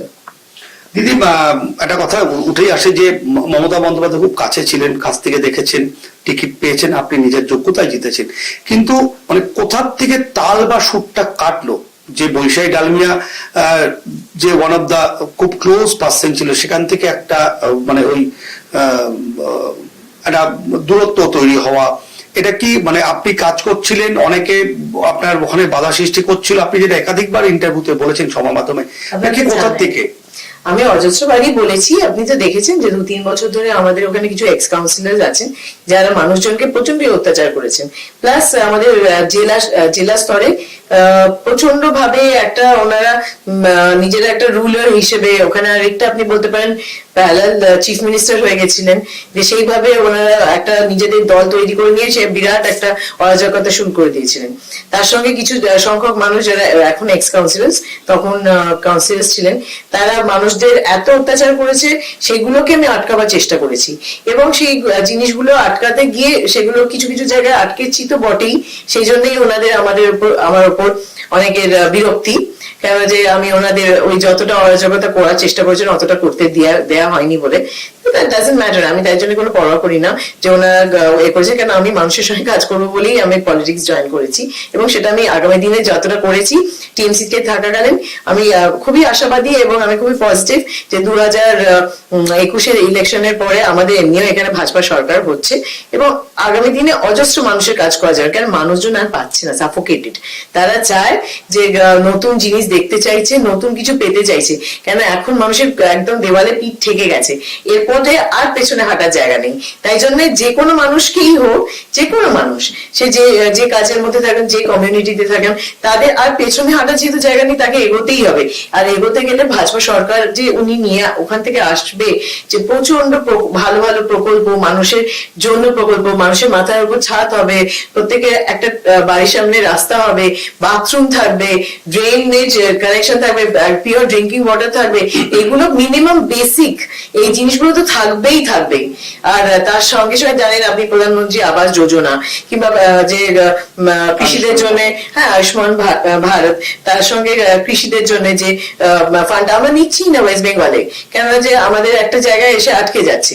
তা সেই অনেক কিছু, দেখুন আমি কিন্তু কারোর সঙ্গে ঝগড়া করতে আসিনি, কারোর সঙ্গে বিরোধিতাও করতে আসিনি, আমি কাজ করতে এসেছি। আর আই মিন বিজনেস, আমি লোকের সঙ্গে কাজ করবো, আমি মানুষকে খুশি রাখবো, আমি সেটাই চাই। এবার যেখানে আমি মানুষকে ভালো রাখতে পারবো, আমি অবভিয়াসলি সেখানেই থাকবো। দিদিকে যদি বলি যে একটু পেছন ফিরে তাকিয়ে বালির যে আপনি উন্নয়ন করেছেন, নিজেকে এখনো আপনি বালির বিধায়ক, এখনো বোধহয় মানুষের আপদ বিপদ হলে ফোন আসছে, ধরেই পাচ্ছে, কত নাম্বার দেবেন দিদি নিজেকে উন্নয়নের খাতে? আপনি যে কাজকর্ম করেছেন তার কিছু আমরা নিঃসন্দেহে দেখেছি, তার প্রকাশ পেয়েছে, নিজেকে কত নাম্বার দেবে বৈশাখী? কদিন পরে দেবো, কেন আমি একটা বই রিলিজ করছি। সেই বইটার মধ্যে যে আমি গত 5 বছরে কি কি করেছি, একটা তো গভর্নমেন্ট প্রজেক্ট যেগুলো করেছি সেটা তো করতেই হবে, একটা এমএলএ ফান্ড দিয়ে, বা কোথা থেকে কিভাবে করেছি, প্লাস আমি কি কি করেছি। অজস্র জায়গায় নিউজ পেপারে বেরিয়েছে, ডিফারেন্ট আর্টিকেলস আছে, অনেক জায়গায় ফেসবুকে লোকে লিখেছে আমাকে নিয়ে, মানে প্রত্যেকটাতে ছবি দিয়ে, কোন সব অথেন্টিক, হ্যাঁ, প্রত্যেকটা জিনিস অথেন্টিক দিয়ে আমি একটা বই বের করবো, সেটা এই ইলেকশনের আগে লঞ্চ করবো। তারপরে আমি নিজেকে পয়েন্ট দিতে পারি, সেটা আমি নিজেকে 10-এ 10 দিতেই পারি, কিংবা সেটা তো কোনো কথা হলো না, মানুষ আমাকে কতটা দেবে সেটাই ইম্পর্টেন্ট। তা সেইটা আমি বইটা রিলিজ করি, তারপরে কিছু সংখ্যক মানুষ দেবে না, তবে ইলেকশনে যখন রেজাল্ট বেরোবে তখন মানুষ বলবে যে আমি কতটা কাজ করেছিলাম, আমি নয়। দিদি সবাই বলছে খেলা হবে, আসলে স্লোগানটা তো বাংলাদেশ থেকে আগত, কিন্তু এইখানে যেভাবেই খেলা হবে জিনিসটা আদতে সত্যি কি খেলা হবে নাকি অলরেডি ম্যাচ ওয়াক ওভার? আপনি যেভাবে বলছেন, আপনি যতটা কনফিডেন্ট আপনাকে দেখছি, আপনার বডি ল্যাঙ্গুয়েজে যেটা প্রকাশ পাচ্ছে, কারণ ফেস হচ্ছে একটা ফার্স্ট একটা আয়না, মুখে মনের আয়না, সেদিক থেকে খেলা কি সত্যি হবে দিদি? দেখুন, খেলাটা হবেটা কার সঙ্গে? টিএমসি তো কোনো স্পোর্টসম্যান স্পিরিটই নেই। আগে তো স্পোর্টসম্যান স্পিরিটটাকে ডেভেলপ করুক, খেলতে গেলে একটা স্পোর্টসম্যান স্পিরিট লাগে, সেটাই তো নেই। এটা তো ব্যাকস্ট্যাবার্স আর প্রচন্ড আনপ্রফেশনাল। ধরুন আমাকেই যদি এই যে আমাকে বহিষ্কার করলেন, কই আজ অব্দি একটা চিঠি পাইনি, আজ অব্দি কোনো আমার কাছে একটা টেলিফোন আসেনি, কোনো শীর্ষ নেতৃত্ব থেকে আমাকে ফোন করে বলা হয়নি, কোথাও থেকে একটা প্রেস কনফারেন্স করা হয়নি, হ্যাঁ কিছুই হয়নি। আমি একটা চ্যানেলের মাধ্যমে শুনলাম আমি নাকি বহিষ্কৃত, ওইটুকুনি, ওইখানে শুরু ওখানেই শেষ। আজ অব্দি আমি জানি না যে আমি মানে চিঠিও আসেনি, কিছুই হয়নি। তাই যে এই আনপ্রফেশনালিজম বা যেটা স্পোর্টসম্যান স্পিরিটের অভাব, যে সামনে বলার ক্ষমতা নেই, পেছন থেকে ব্যাকস্ট্যাপ করা, এগুলো দিয়ে কোনোদিন খেলা হয় না। খেলার জন্য আগে নিজেকে খেলোয়াড় তৈরি করুক, তারপর খেলার কথা বলা যাবে। যে দলটার জন্য বা যাকে রেখে গিয়েছিলেন যে 4.5 বছর কাজ করার পর যখন এরকম ভাবে একটা আপনি বলছেন, এটা সত্যি তো একটা অপমান সুযোগ। আপনি একজন রানিং বিধায়ক, একটা অফিসিয়াল সবকিছুর পদ্ধতি থাকে, শৃঙ্খলা ভঙ্গ হলেও তাকে শোকজ করা হয়। কোথাও কি মনের ভেতর একটা দুঃখ বা কষ্ট কখনো একা থাকে যে একটা দলের জন্য আপনি যেটা বলছেন যে 4.5 বছর আপনি সময় দিয়েছেন, অনেক কিছু করেছেন, অনেক ঝড়ঝাপটা সামলেছেন, অনেক অপবাদ নিয়েছেন, কোথাও কি সেটা এখন মনে হয় যে এটা কেন করলাম? না, আমার কোনো রিগ্রেটস নেই লাইফে। কি বলে, দেখুন আমি তো কারোর জন্য কোনো দিয়েছি কি, আমি তো মানুষের জন্য নিজে কাজ করতে এসেছি। এখানে দেয়াদির কোনো ব্যাপার নেই। মানুষ যেরকম আমি মানুষকে ভালোবেসেছি, মানুষও রিটার্ন দিয়েছে ভালোবাসা আমাকে, তা সেই ভালোবাসা আমি রিটার্নে পেয়ে গেছি। তাই জন্য আমি কিছু হারাইনি এখানে এসে, বরং অনেক লোকের ভালোবাসা পেয়েছি। তাই জন্য আমার কাছে কোনো রিগ্রেটস নেই, বরং আই এম কোয়াইট পজিটিভ যে ভালোবাসা মানুষের পেয়েছি, সেই ভালোবাসার যে রেসপেক্ট, সেটা আমি আরো আগামী দিনে আরো ভালো করে দেবো বিজেপিতে আসার পর, এবং খুব ভালো করে আরো বিজেপি সরকার থেকে যে প্রকল্পগুলো দেবেন সেগুলোতে মানুষ যে উপকৃত হবে, সেটা আমি খুবই ভীষণই আশাবাদী। আপনি যে দলে জয়েন করেছেন, নিঃসন্দেহে সেটা একটা ন্যাশনালাইজ দল এবং একটা রুলস রেগুলেশন মেনে চলে। এখানে কে কোথায় দাঁড়াবে বা কে কি করবে তার আগাম কোনো কিছু এটা কেউ বলে না বা বলা যায় না। কিন্তু আপনার যে অভিজ্ঞতা স্পোর্টস ফিল্ডে, আপনি দীর্ঘদিনের সোশ্যাল অ্যাক্টিভিস্ট, অনেক কিছুর সাথে জড়িত, অনেক মুভমেন্টের সাথে জড়িত, পুজো যেমন করেন, চুলটাও বাঁধেন, রান্নাও করেন, তো সেই জায়গায় দাঁড়িয়ে আপনার যে বিশেষ যেদিকে মোড অফ ইন্টারেস্ট, মানে স্পোর্টস ফিল্ড, অবভিয়াসলি আমরা বৈশালী দিকে আমরা কিন্তু সেদিকেই জানি, মাঠের সাথে প্রবলভাবে জড়িত, সেরকম কি কোনো ইচ্ছে রয়েছে, বা যদি এরপরে নিঃসন্দেহে আপনি ভোটে দাঁড়াবেন, আশা করতেই পারি বা টিকিট পাবেন, যে কোনো বিশেষ জায়গা বা কোনো বিশেষ ফিল্ড, এরকম কি কিছু ভাবনা চিন্তা আছে, সেটা কি ব্যক্ত করেছেন? না, আমি কিছু ব্যক্ত করিনি, আমি পুরো দলের উপর ছেড়ে দিয়েছি। আমি ওনাদের রেসপেক্ট করি বলেই আমি একটা দল থেকে আরেক জায়গায় শিফট, আমি নির্দলীয় হয়ে আমি আবার একটা জায়গায় শিফট করেছি। কেন, আমার অগাধ বিশ্বাস ওনাদের উপর। আমি কিছু কোনোদিনই কারোর কাছেই ডিমান্ড করিনি, না আমি এই দলে ডিমান্ড করেছিলাম, না আমি আগামী দিনেও কোনোদিন কোথাও ডিমান্ড করবো। কেন, আমি কোনোদিনই আজ অব্দি কোনো মানুষের কাছে কিছু চাইনি, কোনোদিনই না। এবং তার সঙ্গে আপনি যেটা বলছেন যে আর কি কি প্রশ্ন ছিল আপনার, বলুন। যে যেহেতু আপনি ক্রিকেট অ্যাডমিনিস্ট্রেটর ঘরে এরকম রয়েছে, তো আপনার ক্রিকেট বা স্পোর্টসের দিকে একটা প্রচন্ড ন্যাক রয়েছে, তো আপনার মোড অফ ইন্টারেস্টের যেদিকে, সেদিকে যদি কিছু পান বা সেরকম কোনো জায়গায় সেরকম কিছু। আমি একটা কথা বলছি আপনাকে, আমি না অনেক রকম কাজই করেছি লাইফে। হ্যাঁ, এখানে যেমন স্পোর্টসে, অফকোর্স স্পোর্টসে আমি ব্যাকগ্রাউন্ড থেকে আসি, স্পোর্টস আমি ভালোবাসি, প্রত্যেকটা খেলাই আমি দেখতে ভালোবাসি, সব রকমের স্পোর্টস ভালোবাসি, ক্রিকেট দেখতে বেশি ভালোবাসি, যেটা ছোটবেলা থেকে এটা দেখেই আমি বড় হয়েছি। এবং তার সঙ্গে দেখুন, আপনি যদি দেখেন, আমি উইমেন অ্যান্ড চাইল্ডের কাজ করেছি। আমি দেখুন, আমার লিলুয়া হোম আছে, সেই লিলুয়া হোমকে না কেউ ঘুরে তাকাতো না। আমি যখন ওখানে গেলাম, মানুষজনকে মানে যারা ওখানে থাকতেন, তারা যে কত কষ্টে থাকতেন, তাদের জামা কাপড় ছেঁড়া ছিল, বিছানা চাদর নেই, ঘরে বন্দি করে রাখা হতো। আমি একটা সিনেমা দেখেছি খিলৌনা বলে, সেইখানে সেই আপনারা দেখেছেন সবাই সঞ্জীব কুমারের, সেই যে খিলৌনা যে হাতটা বাড়িয়ে ওরা কাঁদছে। আমি যখন চলে আসছিলাম, প্রথমবার গেছিলাম জেতার পর, ওরা প্রত্যেকটা সিঁড়ি জানলা দিয়ে, খুবড়ি ছোট ছোট জানলা, সেখান দিয়ে হাত বাড়িয়ে এরকম চেঁচাচ্ছে, দিদি আমায় নিয়ে যাও, তুমি ছেড়ে চলে যেও না। ওই যে আমি তারপর থেকে ওদের সঙ্গে এত কাজ করেছি, সেটা একটা উইমেন চাইল্ডের একটা অংশ। তাদের প্রচুর লোককে আমি ট্রেনিং দিয়েছি, প্রচুর লোককে ওখান থেকে বের করিয়েছি, ওদের প্রচুর লোককে চাকরি দিয়েছি, প্রচুর লোককে বিয়ে দিয়েছি লিলুয়া হোমের, যেটা কিন্তু আমার ওখানে ভোট নেই। আমি কিন্তু ভোটের রাজনীতি করতে যাইনি ওখানে, কিন্তু কোনো একটা মেয়েও আমাকে ভোট দেবেন না, কিংবা দেওয়া সম্ভবও নয়, আমি চাইও না। আমি মানুষকে হেল্প করবো বলে গেছি। এটা ধরুন উইমেন অ্যান্ড চাইল্ডের একটা দিক। হেলথ যদি বলেন, হেলথের আমি মানে ধরুন গভর্নমেন্ট হসপিটালে ভর্তি করা তো দিনে রাতে আমার 24/7 আমার ফোন অন। আমি রেগুলার মানে ধরুন মাসে 5 থেকে 6 জনকে আমার রাত্রিবেলা 2 থেকে 3টে 4টে 5টা 6টা যখন ইচ্ছে ফোন আসে আমি ফোন ধরি, একটা রিঙেই ধরি, কেন আমি মাথার কাছে নিয়ে শুই যাতে আমি ফোনটার আওয়াজটা শুনতে পাই। দিয়ে আমি ফোন ধরি এবং ব্যবস্থা করি।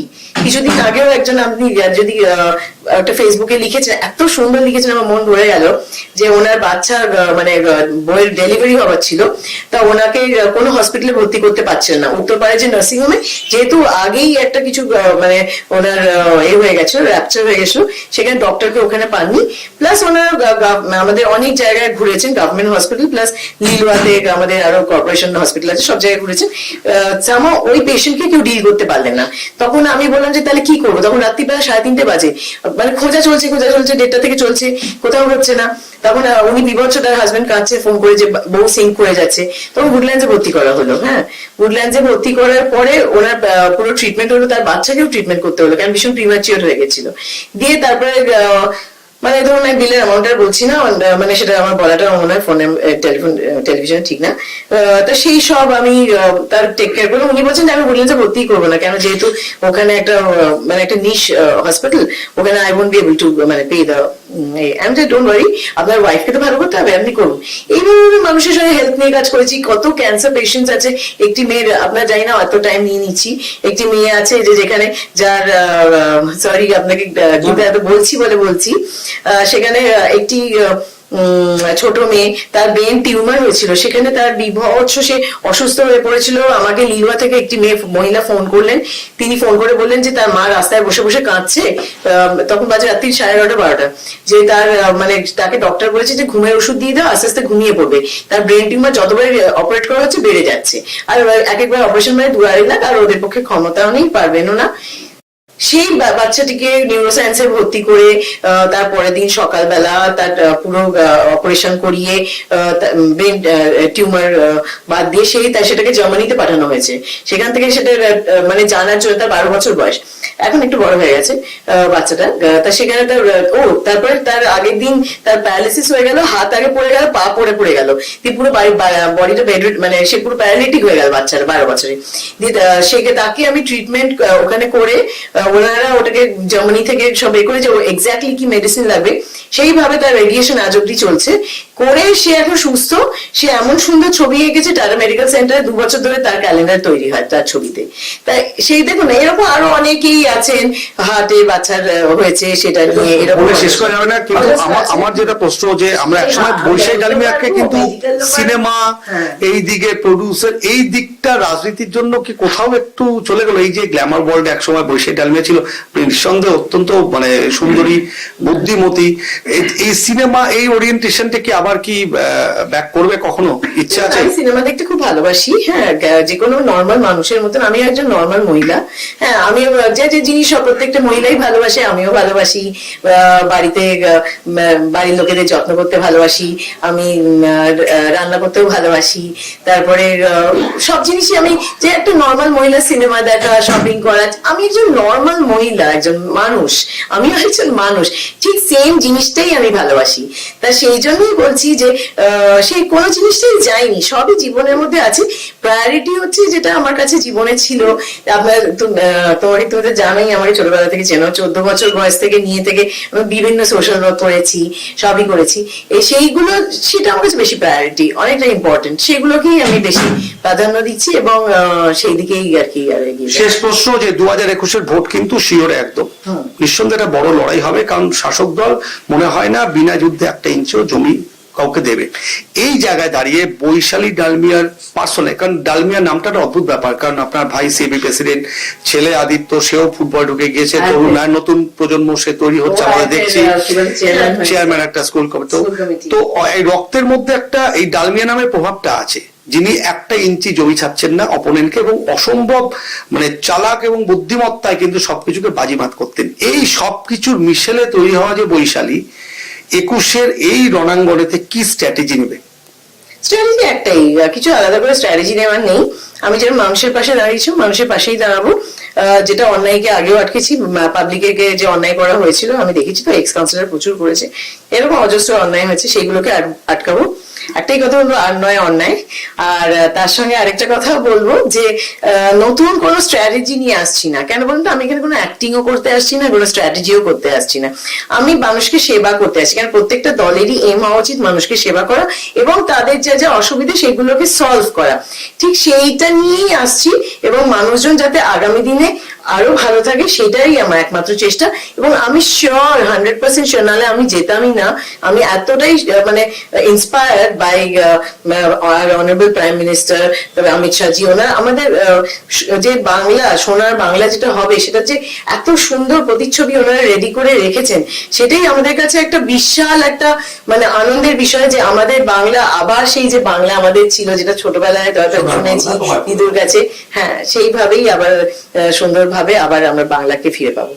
অর্থাৎ স্কোয়ার সার্কেল ক্যামেরার সামনে অকপটে বৈশালী ডালমিয়া যেটা বললো, কাজু তো দুটো হাত থাকলেও উনি কিন্তু বেসিক্যালি দশভুজা, আমরা যারা জানি তাকে দীর্ঘদিন চিনি। বাট যে প্রতিচ্ছবি মাননীয় প্রধানমন্ত্রী অমিত শাহজি দেখিয়েছেন বৈশালী ডালমিয়ার চোখে, বৈশালী ডালমিয়া সেই ছবিটাই কিন্তু দেখাতে যান আম আদমির চোখে।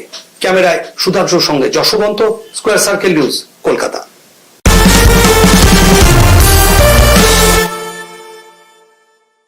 দুজনেই বাঙালির গর্ব। দীর্ঘ সময় এই দুই মানুষ তাদের প্রতিভা দিয়ে ক্রীড়া মানচিত্রে দেশকে বিশেষ মর্যাদা পাইয়ে দিয়েছেন। সম্প্রতি প্রয়াত কিংবদন্তি ফুটবলার চুনি গোস্বামী এবং টেনিস তারকা আখতার আলীর স্মরণ সভার আয়োজন করেছে বেঙ্গল টেনিস অ্যাসোসিয়েশন। আজ এই দুই উল্লেখযোগ্য ক্রীড়াবিদের জীবন ও কীর্তির স্মরণ করবে ঘনিষ্ঠজন। বিতর্ক যেন পিছু ছাড়ছে না ওয়েব সিরিজ তাণ্ডবের। ধর্মীয় অবমাননার অভিযোগ উঠেছে অ্যামাজন প্রাইমের এই ওয়েব সিরিজের বিরুদ্ধে। ইতিমধ্যে প্রাইম ইন্ডিয়ার প্রধান অপর্ণা পুরোহিতকে জেরা করেছে উত্তরপ্রদেশ পুলিশ। এলাহাবাদ হাইকোর্ট অপর্ণা পুরোহিতের জামিনের আবেদন খারিজ করে দিয়েছে। তাণ্ডবের বিরুদ্ধে গোটা দেশে অন্তত 10টি এফআইআর রুজু হয়েছে। ভারতীয় দণ্ডবিধির 153A এবং 295 ধারায় অভিযোগ আনা হয়েছে। এলাহাবাদ হাইকোর্টের পর্যবেক্ষণ, হিন্দি ফিল্ম মেকাররা ধর্ম নিয়ে লাগাতার উফাস করে চলেছেন। এখনই এই মনোভাব না বদলালে ভারতের সামাজিক ব্যবস্থার পক্ষে হানিকারক হবে। স্কয়ার সার্কেল নিউজে খবর আপাতত এ পর্যন্তই। পরবর্তী খবরের জন্য চোখ রাখুন স্কয়ার সার্কেল নিউজে। স্কোয়ার সার্কেল নিউজকে আমি অভিনন্দন জানাচ্ছি। এই জন্যে বিশেষ করে কর্পোরেট নিয়ন্ত্রিত মিডিয়া মানুষের জীবন যন্ত্রণার কথা বলে না। আমি এই চ্যানেলের সাফল্য কামনা করছি এবং আশা করছি মানুষের চ্যানেল হিসেবেই এটা আত্মপ্রকাশ করবে। স্কয়ার সার্কেল নিউজ তাদের নতুনভাবে মানুষের সেবার জন্য লঞ্চ করছেন। আমি আন্তরিকভাবে ঠাকুরের কাছে প্রার্থনা করি তাদের উদ্দেশ্য সফল হোক। আমার শুভেচ্ছা, অভিনন্দন রইল সকলকেই। অল ইন্ডিয়া ফুটবল ফেডারেশনের পক্ষ থেকে I take this opportunity to wish square circle sports all the very best. নতুন একটা ডিজিটাল প্ল্যাটফর্ম চাই যে আরও ভালো নিউজ কভার করুক এবং সাথে সাথে ভারতীয় ফুটবল এবং বেঙ্গল ফুটবলটা আরও ভালো করে কভার করুক। All the best to you.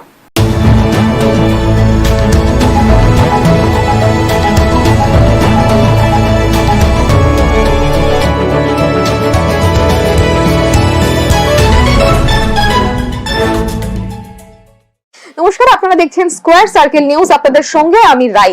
শুরুতে দেখে নেব হেডলাইন্স। নজরে নির্বাচন, শুক্রবারও বাংলায় প্রচারে বিজেপির শীর্ষ নেতৃত্ব। বালুরঘাটে রাজনাথ, দক্ষিণ 24 পরগনায় স্মৃতি ইরানি, রবিবার রাজ্যে মোদী। কয়লা পাচার কাণ্ডে এবার শহরে সক্রিয় সিবিআই। বাসড্রোনের এক ব্যবসায়ীর বাড়িতে সিবিআই এর তদন্তকারী দল। কোদঘাটে মৃত চা শ্রমিকই হরিশ্চন্দ্রপুরের মালদার বাসিন্দা। মৃত্যু একই পরিবারের 3 ভাইয়ের। 5 লক্ষ টাকা করে ক্ষতিপূরণ দেবে কলকাতা পৌরসভা। ওয়েব সিরিজ তাণ্ডব নিয়ে বিতর্ক অব্যাহত। ধর্মীয় অবমাননার অভিযোগে অ্যামাজন প্রাইমের সিইওর জামিনের আবেদন খারিজ। পশ্চিমবঙ্গের সবথেকে বেশি সংবেদনশীল বুথের সংখ্যা।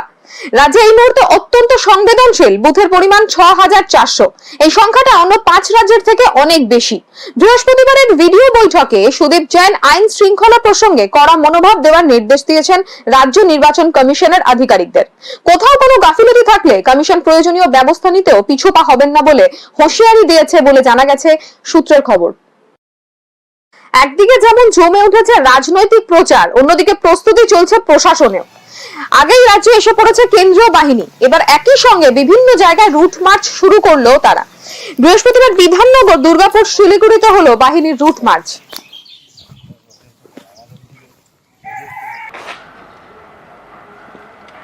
গ্রাম থেকে শহর জমে উঠেছে বামেদের ব্রিগেড প্রচার।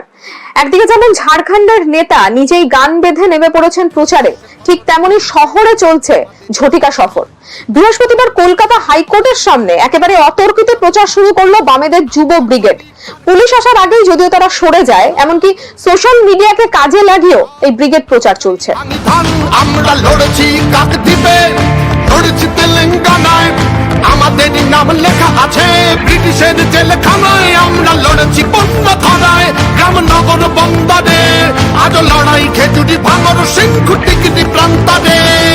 তুমিও সামিল হও এই লড়াই তোমার বলো, 28 তারিখ দিন চলো ব্রিগেড চলো, 28 তারিখ দিন ব্রিগেডে তোলো আওয়াজ, জনতার পল্টন জঙ্গি কুচকাওয়াজ।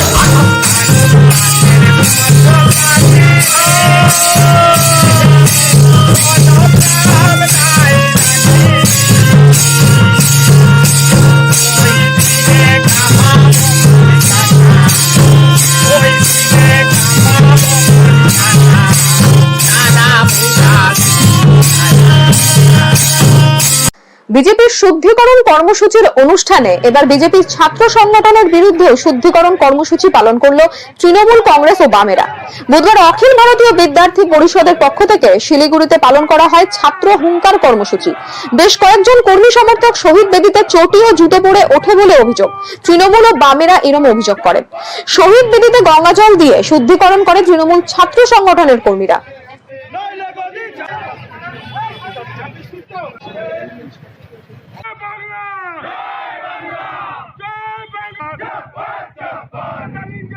ছাত্রদের স্বার্থে কথা বলার জন্য ছাত্র হুঙ্কার কেন বলতে হবে সেটা আমাদের বোধগম্য হলো না। অ্যাকচুয়ালি যারা কালকে এখানে নেতৃত্ব এসেছিলেন তারা নিজেরাই বাংলার ছাত্রদের কালচার জানেন না, বাংলার কি কালচার আছে সেটাও জানে না, বা আমাদের শিলিগুড়িতে কতগুলো কলেজ আছে, কোন কলেজে কত সিট আছে তার সম্বন্ধে সম্যক ধারণা নেই।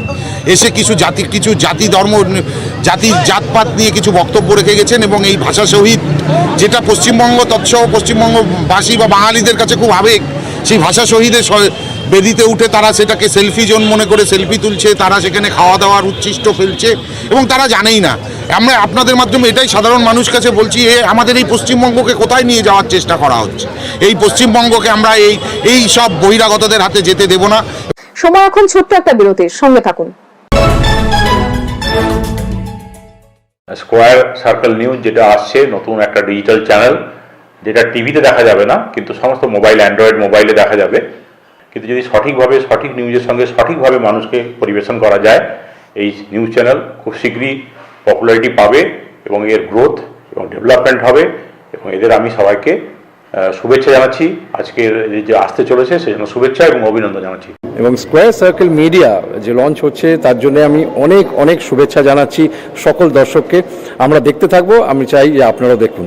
স্কোয়ার সার্কেল নিউজকে আমি শুভেচ্ছা জানাই তার পথ চলার জন্য। বাংলা খবর এবং বাংলা সংস্কৃতিকে বাঁচিয়ে রাখতে তাদের এই উদ্যোগে সাফল্য কামনা করি। আসুন আপনারা তাদের চ্যানেল দেখুন, এটা একটি ওয়েব চ্যানেল, আপনারা দেখুন, পরস্পরকে জানান, পরস্পরকে শেয়ার করুন। তাদের এই পথ চলা যেন সুগম হয়। কলকাতায় কাজে এসে ম্যানহোলে পড়ে মৃত্যু মালদহের হরিশ্চন্দ্রপুরের 4 পরিযায়ী শ্রমিকের। এদের মধ্যে রয়েছেন একই পরিবারের 3 ভাই, প্রত্যেকেই হরিশ্চন্দ্রপুরের মালিয়ের 2 নম্বর গ্রাম পঞ্চায়েতের পূর্ব তালসুর এলাকার বাসিন্দা। দুর্ঘটনায় মৃত্যুর কথা এলাকায় পৌঁছতেই পরিবারের পাশাপাশি গোটা এলাকা জুড়েই শোকের ছায়া নেমে আসে। মৃতদের পরিবার সূত্রে জানা গিয়েছে, মৃত 4 জনই দীর্ঘদিন ধরেই ভিন রাজ্যে শ্রমিকের কাজ করতেন। মৃতদের পরিবারকে 5 লক্ষ টাকা করে ক্ষতিপূরণ দেওয়ার সিদ্ধান্ত নিয়েছে কলকাতা পৌরসভা।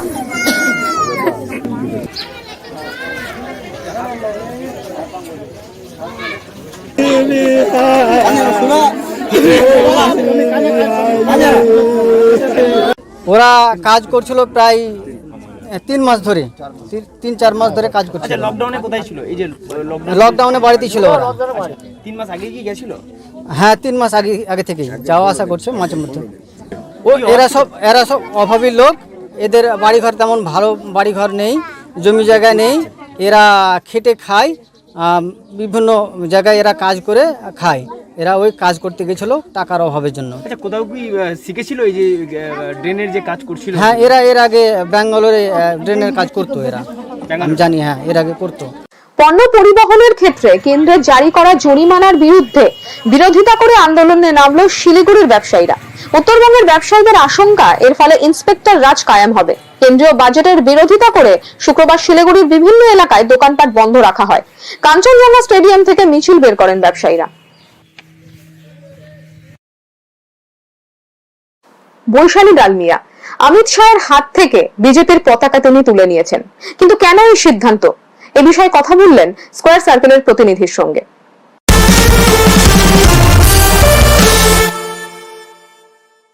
এই মুহূর্তে স্কয়ার সার্কেল নিউজের ক্যামেরার সামনে যিনি রয়েছেন তিনি হচ্ছেন ব্লু আইড বয়, না নিশ্চয়ই ব্লু আইড গার্ল। তিনি আর কেউ না দেন বৈশালী ডালমিয়া। বৈশালী দি, স্বাগত আপনাকে আমাদের স্কয়ার সার্কেল নিউজে।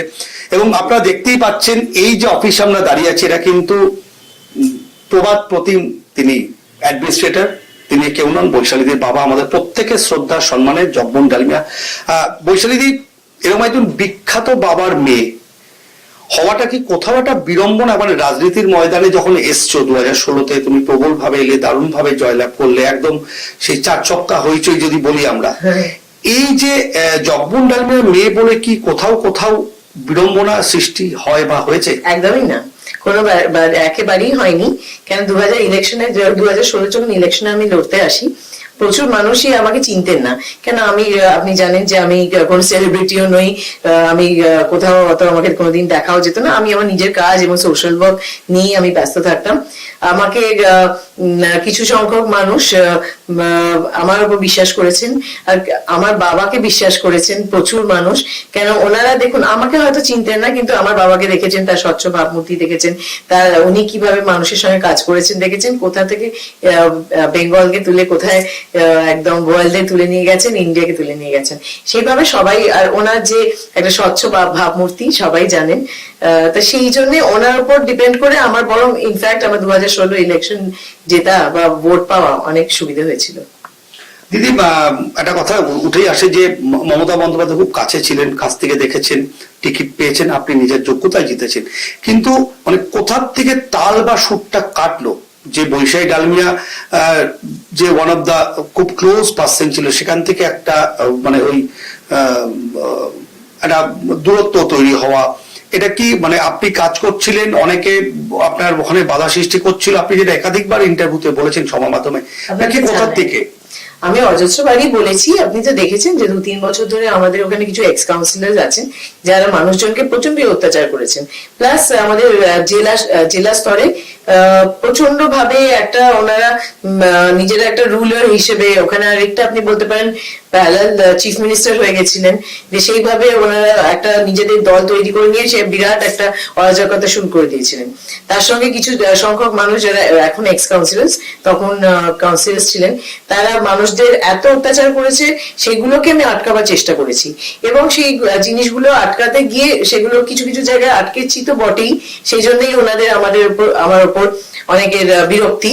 কেন যে আমি ওনাদের ওই যতটা অরাজকতা করার চেষ্টা করেছেন অতটা করতে দেয়া হয়নি বলে।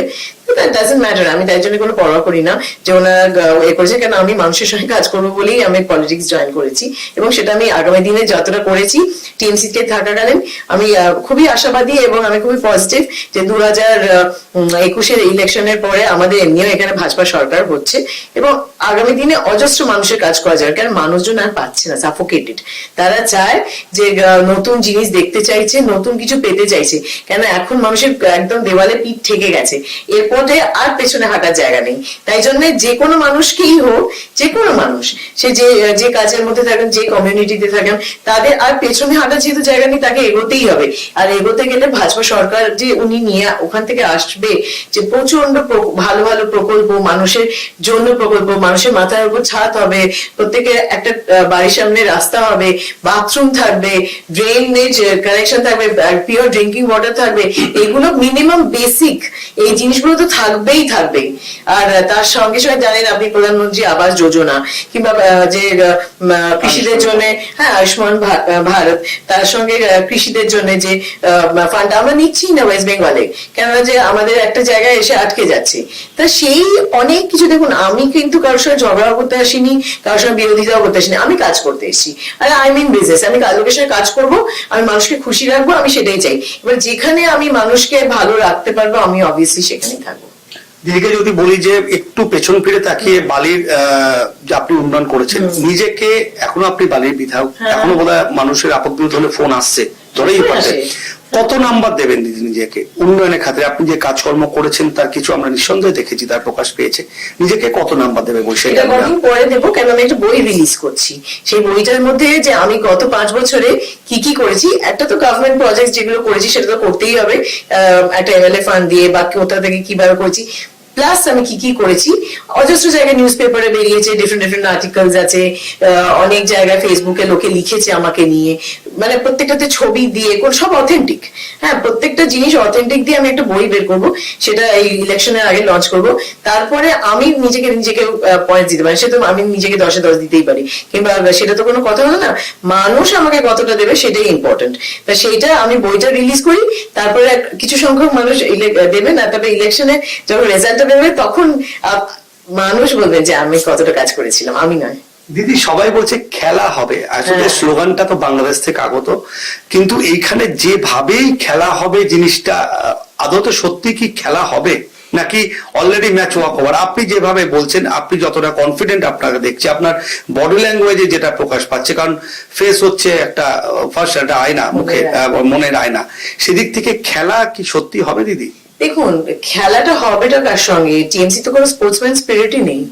আগে তো স্পোর্টসম্যান স্পিরিটটাকে ডেভেলপ করুক, খেলতে গেলে একটা স্পোর্টসম্যান স্পিরিট লাগে, সেটাই তো নেই। এটা তো ব্যাকস্ট্যাবার্স আর প্রচন্ড আনপ্রফেশনাল। ধরুন আমাকে যদি এই যে আমাকে বহিষ্কার করলেন, কই আজ অব্দি একটা চিঠি পাইনি, আজ অব্দি কোনো আমার কাছে একটা টেলিফোন আসেনি, কোনো শীর্ষ নেতৃত্ব থেকে আমাকে ফোন করে বলা হয়নি, কোথাও থেকে একটা প্রেস কনফারেন্স করা হয়নি, হ্যাঁ, কিছুই হয়নি। আমি একটা চ্যানেলের মাধ্যমে শুনলাম আমি নাকি বহিষ্কৃত, ওইটুকুনি, ওইখানেই শুরু ওখানেই শেষ।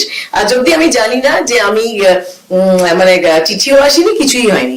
তাই যে এই আনপ্রফেশনালিজম বা যেটা স্পোর্টসম্যান স্পিরিটের অভাব, যে সামনে বলার ক্ষমতা নেই, পেছন থেকে ব্যাকস্ট্যাপ করা, এগুলো দিয়ে কোনদিন খেলা হয় না। খেলার জন্য আগে নিজেকে খেলোয়াড় তৈরি করুক, তারপর খেলার কথা বলা যাবে। যে দলটার জন্য বা যাকে রেখে গিয়েছিলেন যে 4.5 বছর কাজ করার পর যখন এরকম ভাবে একটা আপনি বলছেন, এটা সত্যি তো একটা অপমান সুযোগ। আপনি একজন রানিং বিধায়ক, একটা অফিসিয়াল সবকিছুর পদ্ধতি থাকে, শৃঙ্খলা ভঙ্গ হলেও তাকে শোকজ করা হয়। কোথাও কি মনের ভেতর একটা দুঃখ বা কষ্ট কখনো একা থাকেন যে একটা দলের জন্য আপনি যেটা বলছেন যে 4.5 বছর আপনি সময় দিয়েছেন, অনেক কিছু করেছেন, অনেক ঝড়ঝাপটা সামলেছেন, অনেক অপবাদ নিয়েছেন, কোথাও কি সেটা এখন মনে হয় যে এটা কেন করলাম? না, আমার কোনো রিগ্রেটস নেই লাইফে।